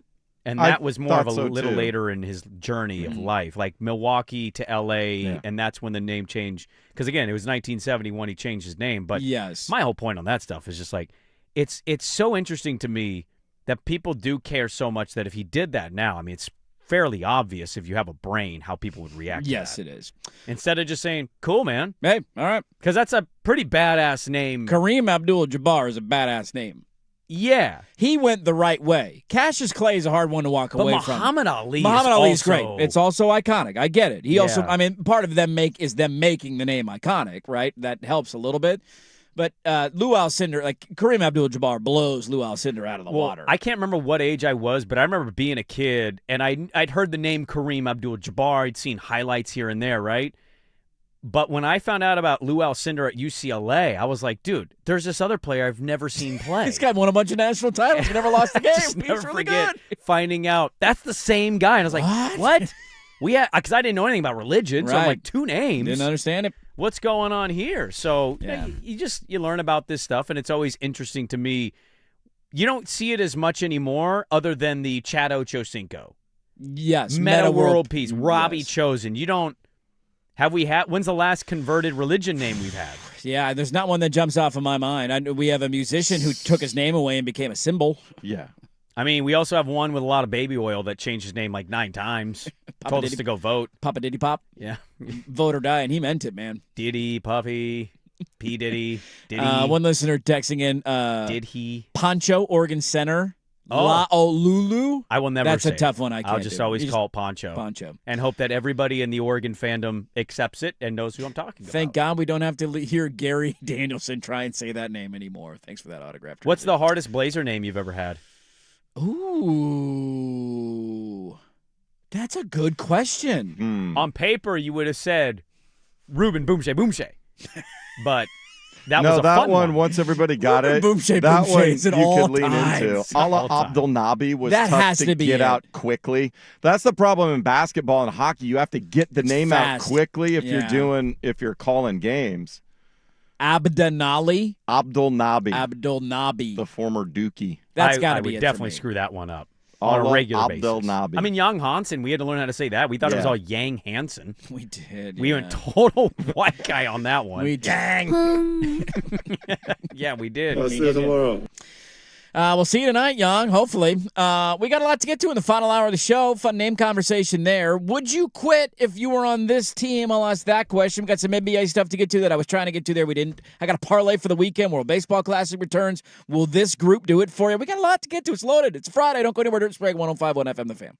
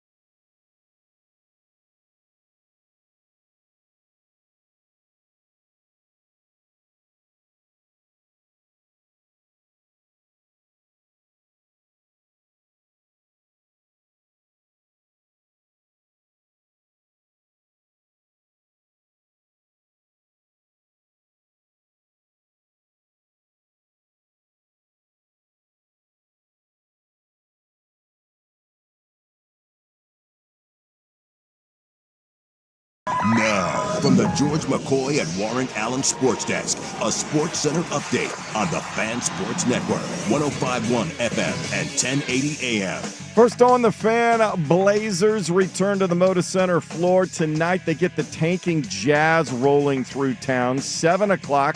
If you don't have a ticket, you can see it on KUMP Xfinity Channel 1016. Portland holding is 14.5-point favorites. Quarterfinal action in the World Baseball Classic starts today. Korea and Dominican Republic are up first. It's a 3:30 first pitch in Miami. That one will be on FS2. 5 o'clock on Fox 12, Oregon in Houston. It's the United States facing Canada. Portland Thorns begin their 2026 campaign this afternoon on the road. They visit the Washington Spirit, 5 o'clock kick. You'll be able to hear this one on our sister station, 94.7 KNRT HD2.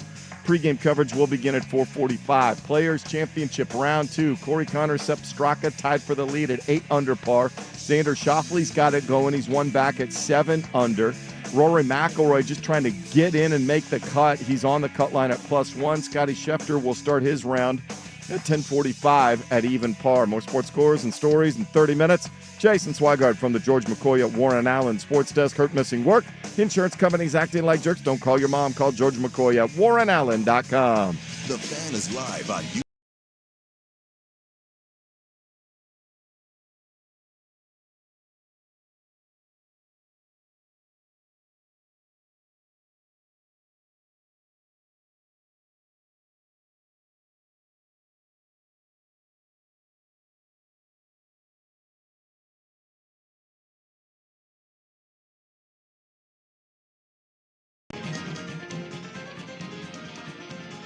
Hey, let's do this. Final hour, Dirt and Sprague here, Portland Sports Leader, 105.1 FM, The Fan, 1080 AM, the Odyssey app, live on YouTube. Good morning, everybody. So Matsuyama, who noted is a great dresser. Super underrated dresser on tour. I love his look. He wears not everybody, but some guys have that like calling card that they wear on Sundays. He's always wearing yellow on Sundays. He looks great in yellow. It's a delightful look. He always matches hat, shirt, pants, always a white pants guy. And also I'd say he's also underrated as a golfer because when we talk about every tournament going in, like how often does anybody go, I'm taking Matsuyama in this one, and then he's always in the top 10. It seems like he's in the mix every weekend. He just missed a 30-foot putt for bird.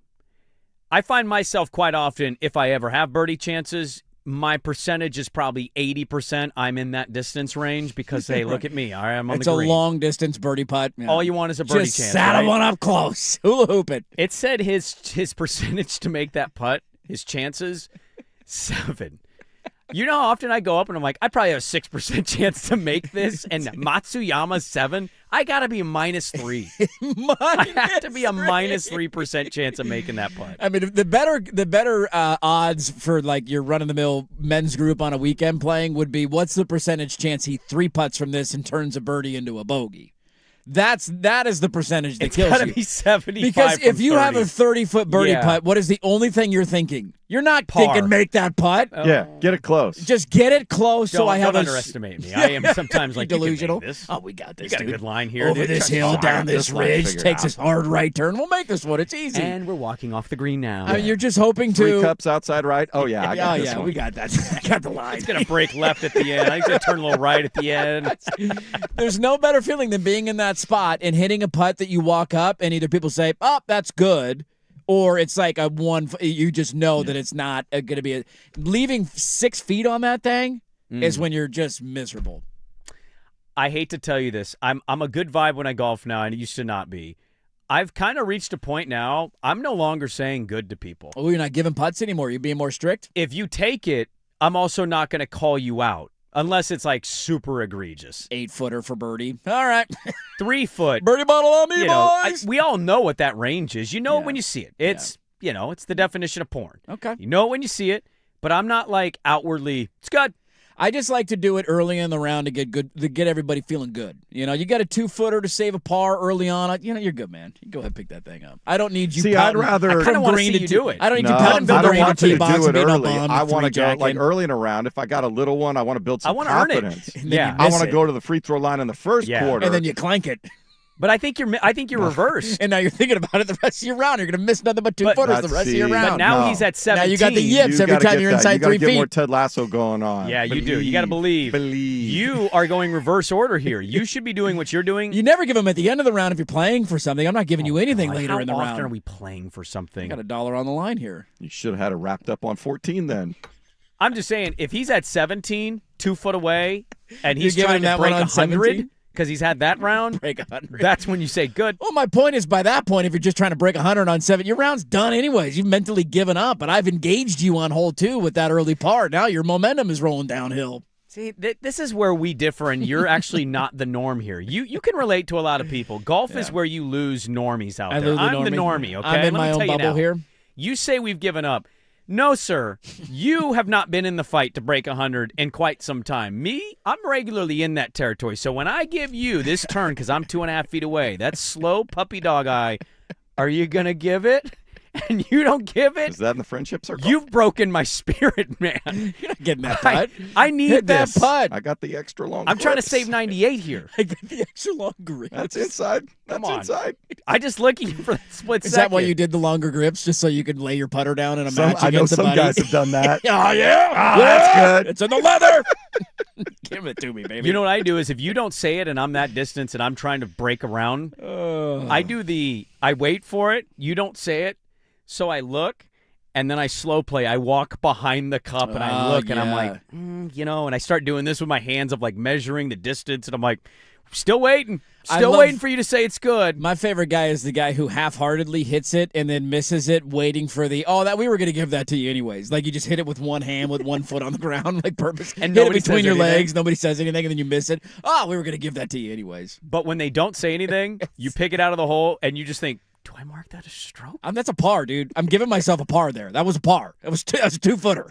Okay? I didn't hit it seriously. Nobody said anything. If I would have hit it seriously, you would have got in the hole. Yeah. What from here? I'm not anti, like, people having a pick-me-up par. It's just like I just found myself the last 2 rounds, I'm just not really saying anything, and I'm allowing you to make the decision. It's your round. That's a good point. If you're not playing for anything, like, who the hell cares, right? I don't care if you pick up a putt. It doesn't bother me. I love how I'm still, by the way, in the batch of good golfers when I think I played like 6 rounds last year, and I definitely topped 100 twice. Oh, really? I mean, the game, I don't play anymore. That's I don't practice. News, I don't. He used to be a 70s guy. I was down to a 5 handicap in 2019.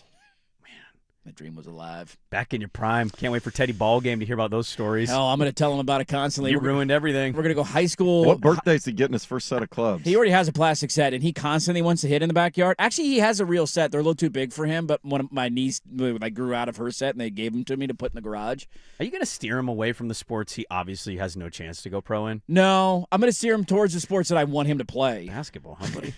It's not going to happen, dude. We're at a baseball. It's going to serve you so much better in life to swing a golf club. I can't even begin to tell you. Tennis racket? This is a cup. Now, we are a legacy in football, so you got to, don't let me down, kid. You know? You got lineage here. Varsity Blues coming. Don't. I'm going to put this put this beer can on my head. You better hit this beer can off my head, kid. Now. I had somebody recently ask me if you are bothered that I guess Cleveland last year in football went 0-9. They go 0-9 a lot. Dirt upset by the state of the program. And I go, actually, it's the opposite. Dirt celebrates that they suck because he wants to be the last guy to it's have like made. Mercury Morris to win the popping PIL. champagne. I'm the 72 Dolphins. You are. You're the 72 Dolphins. Every time they don't win a league title, going on 20 years now, by the way. It's my 20th high school reunion. I have not been invited to anything, but it's this summer. You'll get one. I don't know how I'm going to get one. I'm not. I think last You're time still I was friends with people from high school. I don't know if any of them are going to go. I didn't get to my 10. Well, the first thing is, was there a group that was always the organizers of things? I don't remember. That group is still the same group. It's by the still way, the for same our group. high school. It's still the same. I saw the group and I was like, they're still doing that group stuff. I was not a part of that group. I'll just say that much. I was not involved in any sort of. The tentacles start to reach out, and somebody knows somebody that knows somebody. Oh yeah. He's on the radio, and they'll find you. I don't know if I'll go. How big was your graduating? I don't know how. Cleveland's not that big of a school. I want to say 400. Oh, Park Rose was full of dropouts, druggies, and people getting arrested, so we didn't have our full class. They didn't all make Class it. 05. Class of 95. I didn't go. I didn't have any interest, to be honest with you. And it's not like I hate those people. I just don't see those people. If it fit in the calendar, I'd make time for it. If it's something where it's like I got to move something, like if it takes planning to go, I'm not there. But if you make it easy for me, I'll be there. You know the one that makes me sad? This is going to sound a little hoity-toity. If you gave me a college one, I'd be interested.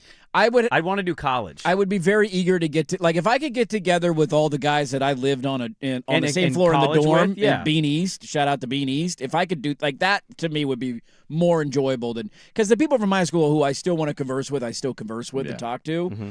Outside of that, it's like, you see them and you're like, all right, good to see you. And then you have the same conversation over and over again. That's why fraternity brothers, we started doing every 2 years. That's your trip, we all turned 50. We're done. Most of the kids we got money. So, so we started doing it. We said, okay, every 2 years, because there's still a lot that are teenage and summers. You got to book it out because you can't just put it on the schedule. Hey, in 3 months. And we want to go. We want to do it up when we go. Yeah, I had no regrets about not going to the 20. I'll never go to the 30, and then I'll probably be dead for the 40. If you make it to 50, would you go? No. I think at some point. Yeah. I don't know. It's not like a lot of people go to those. They do. Park Rose has they still have class of 83 Facebook pages and stuff. Jesus, man. And they still communicate with each other. That's the age of Facebook people now, though, so that makes sense. I know, but I'm just saying, there's still a lot of people that will always go to those and always stay in contact. I think there's one for my class. I don't hate them. College was, I had way better time in college. Yeah, I'm with you. My life in high school was too chaotic and too weird. And so, high school was a fine experience. Loved sports. College was way better for me. Yeah, put me in the Hall of Fame and I'll root for your football program again. But until then, you're dead to me. Go check the banner. We didn't get to it there. Should have gone to Grant. If you just breathed in sports, you got a Hall of Fame. I don't know if I would have started at Grant. That's the hard part. Let's get to, would you quit if you're on this team? I kind of teased NBA stuff. We're probably not going to get to it now. I'm going to be honest with you. We keep You're punting on my NBA stuff? It's not my fault. Travis Achan and then, high school football conversations came up. What do you want from me? Is Peyton Pritchard going to get a $100 million contract? Because I'd take him over Scoot Henderson in a heartbeat. Big Shot comes up. He might be the guy the Celtics go to. Can we get him? Can we trade Scoot for Peyton Pritchard? Man. I'd do that trade. He is, it's not that he's good. That's it's how good he is. Yes.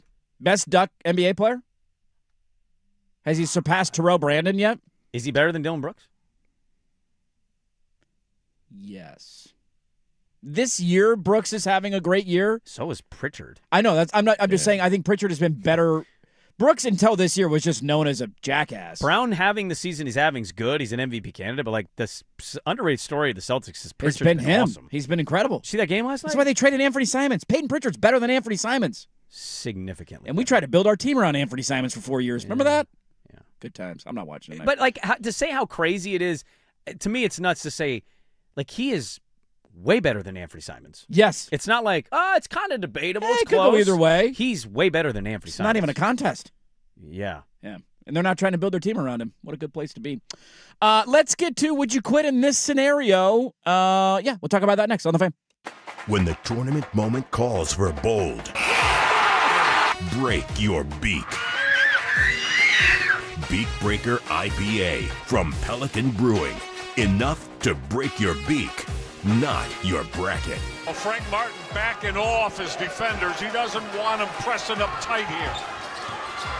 Skaljack, 3 seconds left, fired a three. How about UMass? They have taken down the top seed, Miami Redhawks.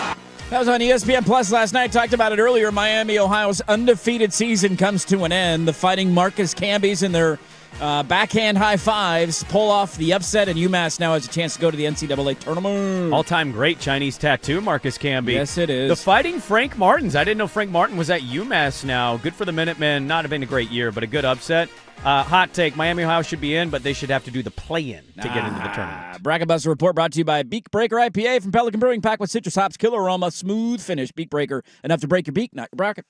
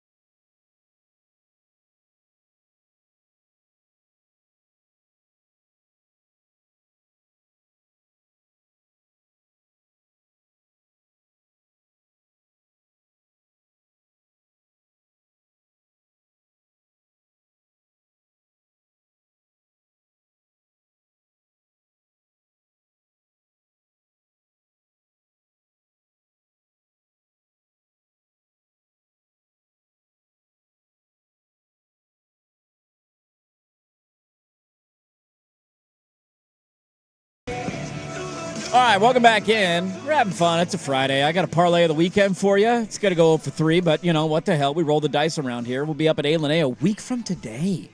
You know what will be happening a week from today? We'll be at A. We'll be at A, and the games tip off at 9:15, right? Yep. Is that when the first games begin in the Thursday, Friday? I think usually. Yeah, 9 a.m. So we'll get a chunk of games in the back hour of the show next Friday. Yeah, usually 9:15, 9:45. They separate them out a little bit first thing in the morning. Shortly after 10 Now, let's o'clock. remember have a third headset because my ultimate goal in the 6 a.m. hour for Friday is to still interview whoever is on the table floor. Like whoever's out there on that floor at 5 a.m. There's a bunch of craps tables right in front of where we broadcast from, and we got down there at about 5:40-ish. I can't remember what time last year, but we stayed at the hotel, so we just walked down and got ready for the show. Yeah. And the people playing craps at 5:40 in the morning, we want to know. We're assuming slots, the crap tables, they've been going since like 1 in the morning. It's an all-night I'm assuming bender, it's an all-nighter. Or are they just getting there early before they go to work to get it in? I mean... I don't know. That's why we want to interview. I want to know. There's 2 extra headsets here on the counter, so we'll make sure that one of those gets packed in. We'll be ready to go. I'm going to get to the question of what we watched tonight in a second. I saw this the other day. I had it in the Magic Hat. I don't want to hold it because it's too funny to pass up. Is it Jim Carrey? It is not. No, what happened to Jim Carrey? Oh, sorry. Nothing. Okay. Pick it up. Derail the whole segment. All right, let's not do that. Did you not see that? No, I did not. All right, damn it. No, let me do my thing, and then you can do Jim Carrey. You can't do squirrel with them on the Friday 9 a.m. hour. No, not at this point. I'm so close to the weekend. Yeah. We love our junior hockey stories around here, like this one. Junior Roof Daddy! Daddy. We have the unfortunate part of this story is there are no roof daddies. This is a roof daddyless situation, and I'll explain here in a second. Are you big fans of the Sarnia Legionnaires? Yeah, absolutely, dude. What, you glued to them? I love the Sarnia Legionnaires. They play in the Greater Ontario Hockey League, better known as the GOHL, G-O-H-L League. Okay. Okay. It is a Junior B hockey league. Oh, so we're down in the Bantams. We're down in the Bantams. We think these are 14 and 15-year-olds? Probably. Okay. But they got jerseys. Like, it's an official organization. No, they're playing. They they're pay, and they're playing. They play a 50-game regular season. Okay. 50-game regular season. Sure. And the great Sarnia Legionnaires finished their season 0-50. Wow. They played 50 regular season games and did not win a single game. Their last game of the season was against they played the Sugar Kings, the Elmira Sugar Kings, and they lost 8-2. I want to see the Sugar Kings. 0-50. How many went to overtime? How many? I mean, based how many on one-goal losses did they have? Based on my reading of this, it was not competitive. Or they were getting doused. There's not a lot of games in there that they had a chance like to the Kraken win. did last night. They were getting housed. Man. And I just thought to myself, break your spirit. How many games into a 50-game over streak until you're broken mentally and physically and emotionally? Especially when you're, I don't know. Maybe if you're that young, you don't. I don't know. I don't know which way it goes. Like 20 games in, you haven't won a game yet? What do you mean which way it goes? Well, it goes sometimes to... kids are oblivious to it. They're trying I don't think to at this level. I think you could do that for like a third graders basketball team. Like, we're not even keeping score. Let's be like Norway. Everybody gets a trophy. Yeah. This is like actual leagues. There's a scoreboard and there's standings and there's a website and like they're trying to improve in their hockey I think you're careers. aware of how bad you are. 15, 20 games in? Yeah. How long are you just like, I don't want to do this anymore? I mean, I don't think you quite get to that point. But you do have to have – there's two ways you go this. You either stop listening to your coach altogether and you're just going out for yourself, or it becomes a rallying point. We're doing the play for NIL. Yeah, we're playing for the portal. Goes full Scott Barnes on everybody. Because other than that, like, you got to be doing whatever you can to rally together. Don't you?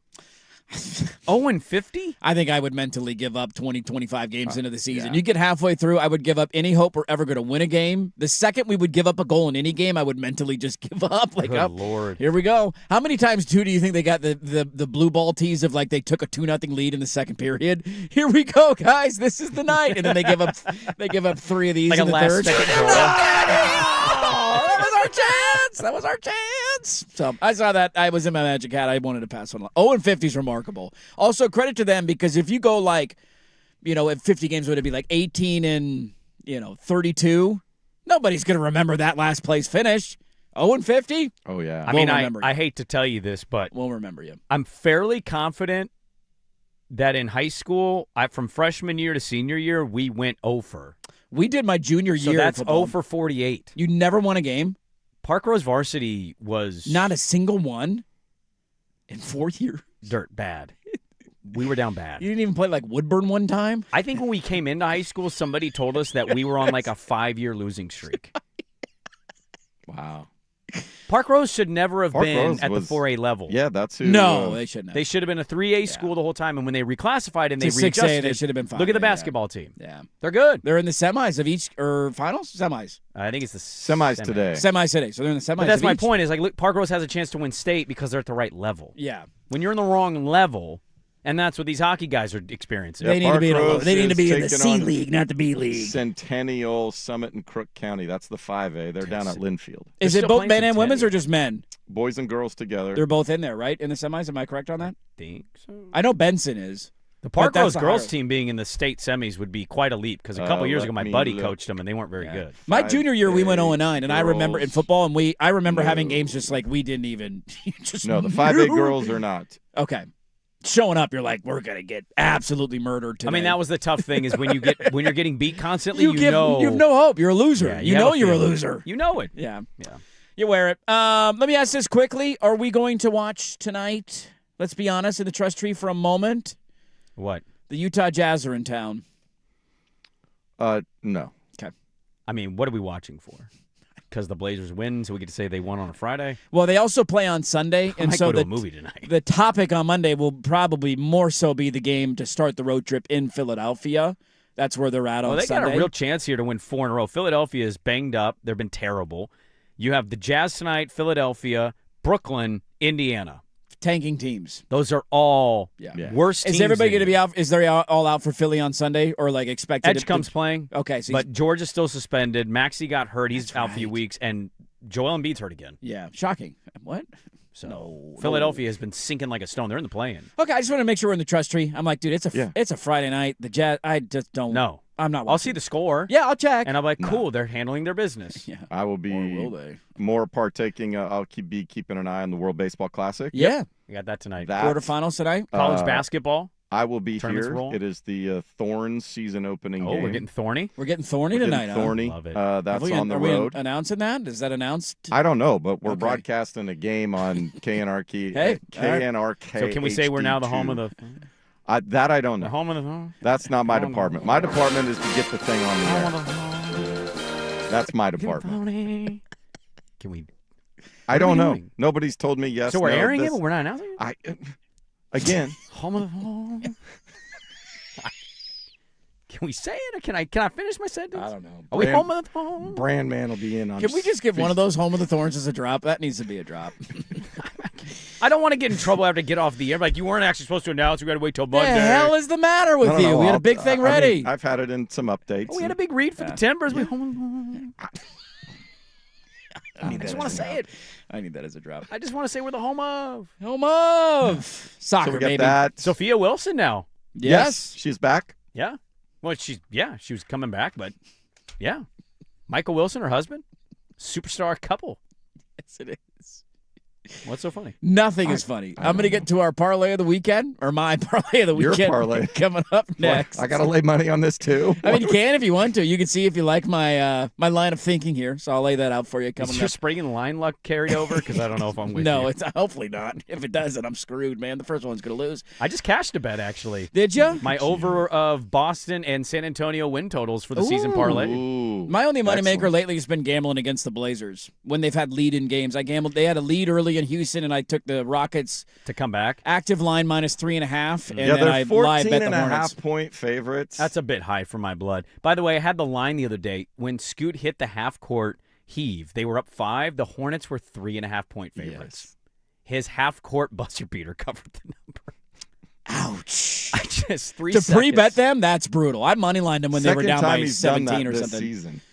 Scoot has? That's the Yeah. second time he's done it? Yeah, he had another game where he hit a 3 at the buzzer, and the game was decided. backdoored it. But it backdoored it. Now, who did the play? Who do they play tonight? The Washington Spirit in Do we need- D.C. Do we start calling Scoot Mr. Backdoor? He can take For the that covers. He's backdoor mantle from covering. Me, I was Mr. Backdoor there for a while. The triple back door. What helps ease the pain of a triple back door? I don't even know what we're talking about anymore. We're talking about back doors. Yeah. Fup day time, and then parlay for the weekend next on the Fan. Now, from the George McCoy and Warren Allen Sports Desk, a Sports Center update on the Fan Sports Network, 105.1 FM and 1080 AM. If you've been arrested for DUI, you need a team of attorneys you can put your trust in. Call Reynolds Defense Firm today online at reynoldsdefensefirm.com. First on the Fan. Semifinals of the high school basketball tournaments. The 6As are being played at the Chiles Center up at UP. The boys will be up first, 1:30 Benson and Tualatin. At 3:15 Jesuit and Central Catholic. For the 6A girls, they get the evening session, 6:30 South Medford and Tualatin. At 8:15, it is Benson and West Lynn. How about this one? There is a jellyfish called the By the Wind Sailors, also Velella. They have recently washed ashore on the Oregon coast. It's the gymnans, a tradition unlike any other. The colonial hydroid species wash ashore once a year on the Oregon coast. So that small blue jellyfish. Yeah. Kind of the sailor peak on it. Totally fine if you end up walking on them by accident, but millions have washed upon the shore because of our westerly winds. We have a listener on the text line who's now very concerned for Jim Carrey. Is Jim Carrey okay? What's wrong You with didn't see the Jim Carrey story? I didn't see. Is he dead? Is he No, alive? he's alive. He just got an award, but him appearing is what's caused the controversy. Oh, no, I haven't seen that. I did see this, though. So Bam Adebayo goes for 83 the other night. That is 8.5 above the standard deviations of his career average. Make that make sense? I will in a second. Based on career averages, that would be like Patrick Mahomes throwing for 915 yards in a game, Justin Verlander throwing 214 pitches in a start. Oh, that's an outing. Or Wilt Chamberlain grabbing 79 rebounds in one game. Shocked it hasn't happened, actually. He probably did, There actually. you go. More high school high school basketball, jellyfish, and weird stat stories in 30 minutes. Jason Swigart from the George McCoy at Warren Allen Sports Desk. Hurt, missing work. Insurance companies acting like jerks. Don't call your mom. Call George McCoy at warrenallen.com. The home of dirt.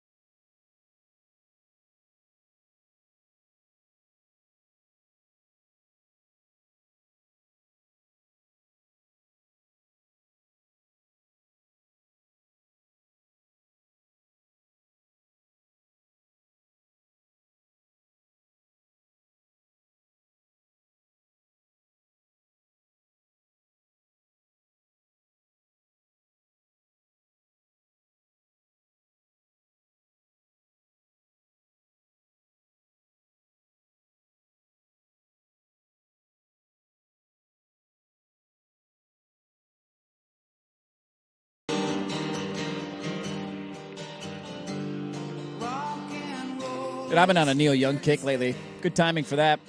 All right, go ahead and share the Jim Carrey story because one guy is very aggressively wanting to know what was the Jim Carrey story. Oh, it's just an internet thing. He was in, I think it was France. He was being honored for some kind of Lifetime Achievement Award. And you could Google image it, but he showed up on the red carpet. You hadn't seen him in a couple years. He seemed like he was in good spirits, and people hadn't seen him in so long.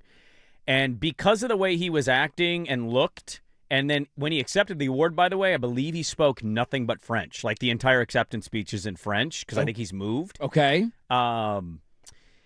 People just noted how he looked and were convinced he was a clone. They don't believe it's actually Jim Carrey. Now, this is a stupid internet thing that is not true. His publicist was like, no, that's Jim. Right. But he's also looked like maybe he's had a little older. Little work done. He's tightening things up a little bit. He looks a little different. I'll acknowledge that. But because of the way he looked and people hadn't seen him since like one of the Sonic movies had come out. Yeah. And I don't know. It just became like a big internet thing of like, is Jim Carrey been cloned? Is this even Jim Carrey anymore? Because people didn't think it was, and he was speaking a lot of French, but... Don't touch my Jim Carrey. I can't lose Jim Carrey. Yeah, I actually like the Sonic movies. I think they did an exceptional job making them. The live, they got the humans mixed with the animation stuff. Right.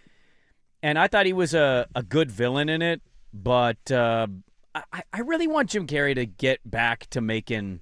I just need a good Jim Carrey comedy. It's been a long time, I feel like, since we've had one. Unless I'm forgetting one along the way. Feels like it's been a minute for old Jim Carrey. Like, even Yes Man is fine, but it's not like the peak of Jim Carrey. No. Like, I kind of want to Me, Myself, and Irene Jim Carrey. Dare I say the last really funny movie I thought he made, now again, maybe I'm missing one here, was Fun with Dick and Jane.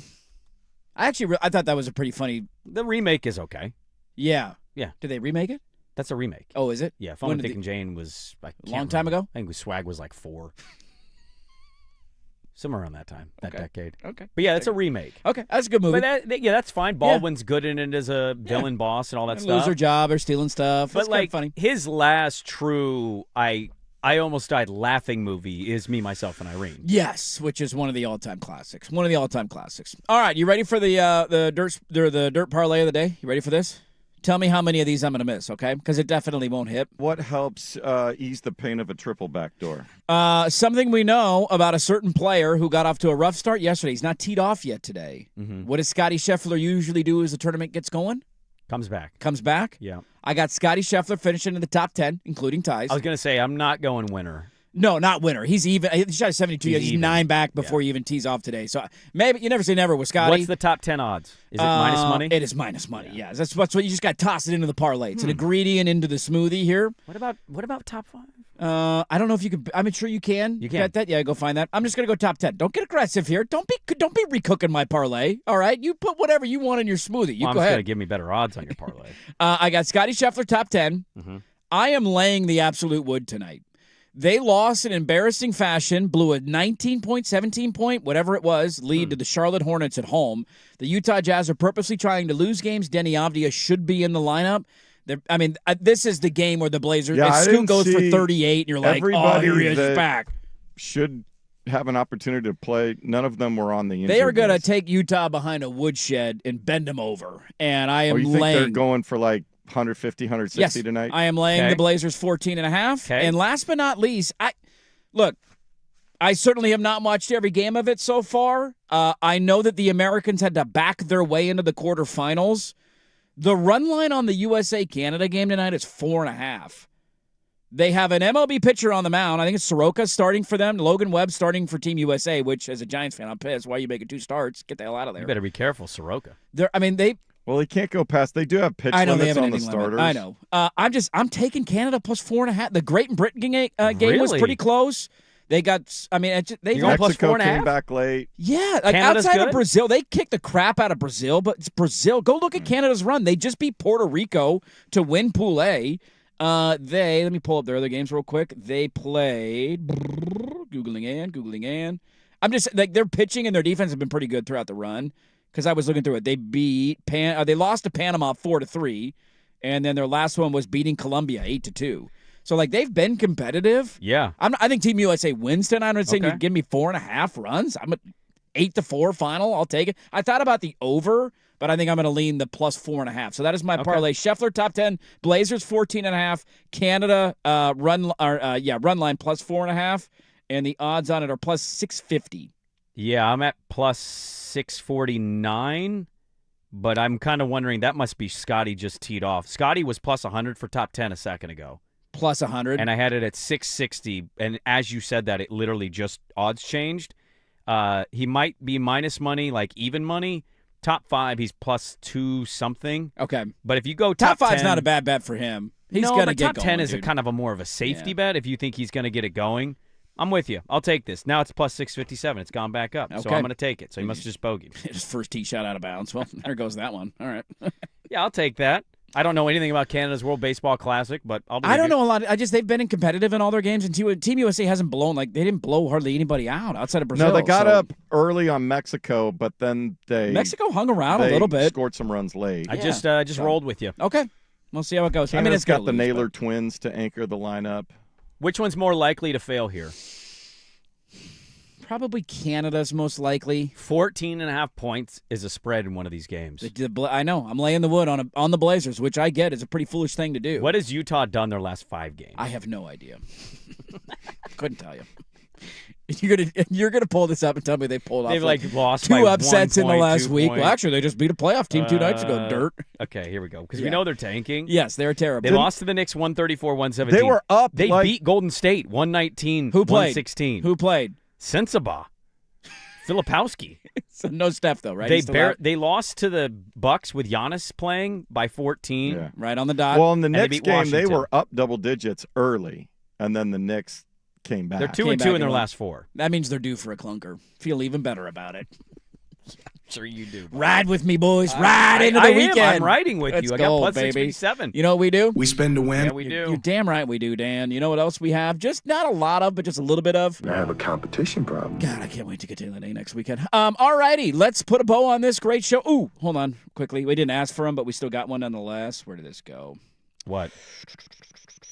Fake sponsor. Oh. Yeah, we had a fake sponsor. It was By a the way, I good can't one. wait for you to also go to A and win all these bets and never cash them. That's true. It's becoming a tradition unlike any other. Sprague and Line brought to you by Colgate. Dirt forgetting to brush his teeth still tastes better than a Sprague pick.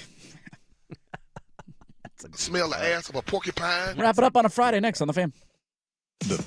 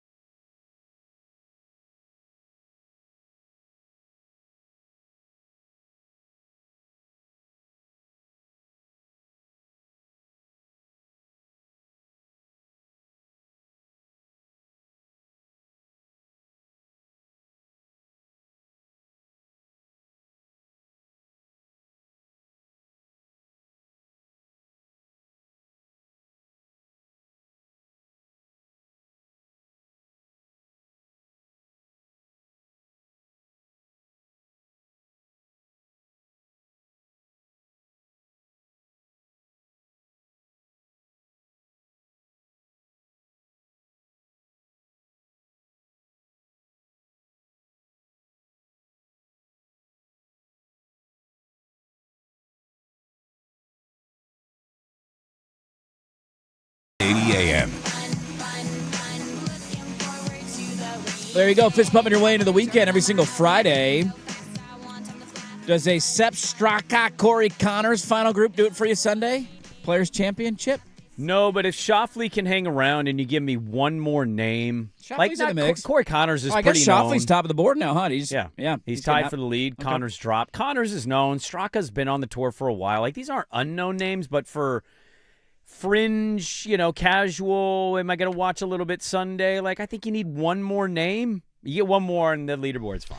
Well, you got some decent cases or opportunities, I should say, this afternoon. Tony Finau was 3 under yesterday. He hasn't teed off yet today. Where he be now? He be teeing off in about an hour, I think, give or take. Tommy Fleetwood was 3 under, hasn't teed off yet. Victor Hovland was 3 under, so all those 3 guys are playing their rounds later today. Rory probably going to miss the cut. He came in banged up anyways and likely not going to play the weekend. He just had a double bogey, and the cut line right now is +2. So Players Championship, round 2. I think the majority of America will be in lockstep with it. It'll be interesting to see if a Sepp Straka or a Corey Connors, because to my knowledge, and Swag, you can correct me if I'm wrong here, I don't think they maybe have won. I think Corey Connors has won PGA Tour events. I don't think Sepp Straka has, but maybe I'm wrong on that. He's never won a tournament? I don't know. Well, he hasn't been on tour that long. He's a younger guy. They've never won anything to this magnitude. Sepp Straka's a young guy? Yeah. I had him pegged as an old golfer. He's also a European who played his college golf in the South. Yeah, he was on Team Europe in the Ryder Cup. You're right, he is young. How old? Yeah, 25? How old is he? 32. Straka has 4 Straka's PGA 32? Tour wins. Is he really 32? Yeah, Yes. I think there's an in-between of what I said, you said. I think Yeah, he's I mean, been on the that's tour not for a little young. longer He It's than turned not old. pro. He's been on the tour for 10 years. He's been a professional golfer for 10 Wow, years. I think I just young. outgolfed you. I think he outgolfed I me feel like there. I've heard the name Sepp Straka for a long time. I mean, he was on the Ryder Cup team. Like, he's a known name in golf communities. What's the biggest tournament that he's won? Of the 4, are we talking like the Puerto Rican Open, or has he won anything of significance? He's 9th in the PGA Tour world ranking right now. By the way, he's been a good player for a long time. Underrated all-time, awful tan line. Yeah. When he takes his hat off, because he's bald, he takes his hat off, there's a tan line on his head. Yeah, not good. You need to even that out. Not good. Somebody in Sepp's life He tell him. won He's a big the boy. Truist Championship Okay. in 2025. You don't remember the Truist? He won. Remember that run we set? He won last year down at La Quinta. Oh, he was our winner down there? 2025. Okay, he won the American he Express. Won the John Deere in 2023 and the Honda Classic. The Honda. Okay, I think I'm right here then. 22. Okay, at least I got that one. 1 for 2 is not bad. He was in the running for the Palmer Invitational. He's last been in the mix. weekend. Like, he's been a good player for a long time. So that's the cool angle of golf. And Connors has won 1 or 2. He's young. Is 32 young or is 32 old? 32 is young, but being on the tour for 10 years is pretty. Yeah. Fair point. So that's going on this weekend. World Baseball Classic kicks back up tonight. You know my rooting interest of the evening now that I have gambled on Canada, although I want USA to win. We got USA, Canada, and Korea, Dominican Republic. The games are going on kind of simultaneously. Korea, Dominican Republic starts at 3:30, and then USA, Canada is on at 5. And then we got conference tournaments. What are we most looking forward to this weekend in the sports world?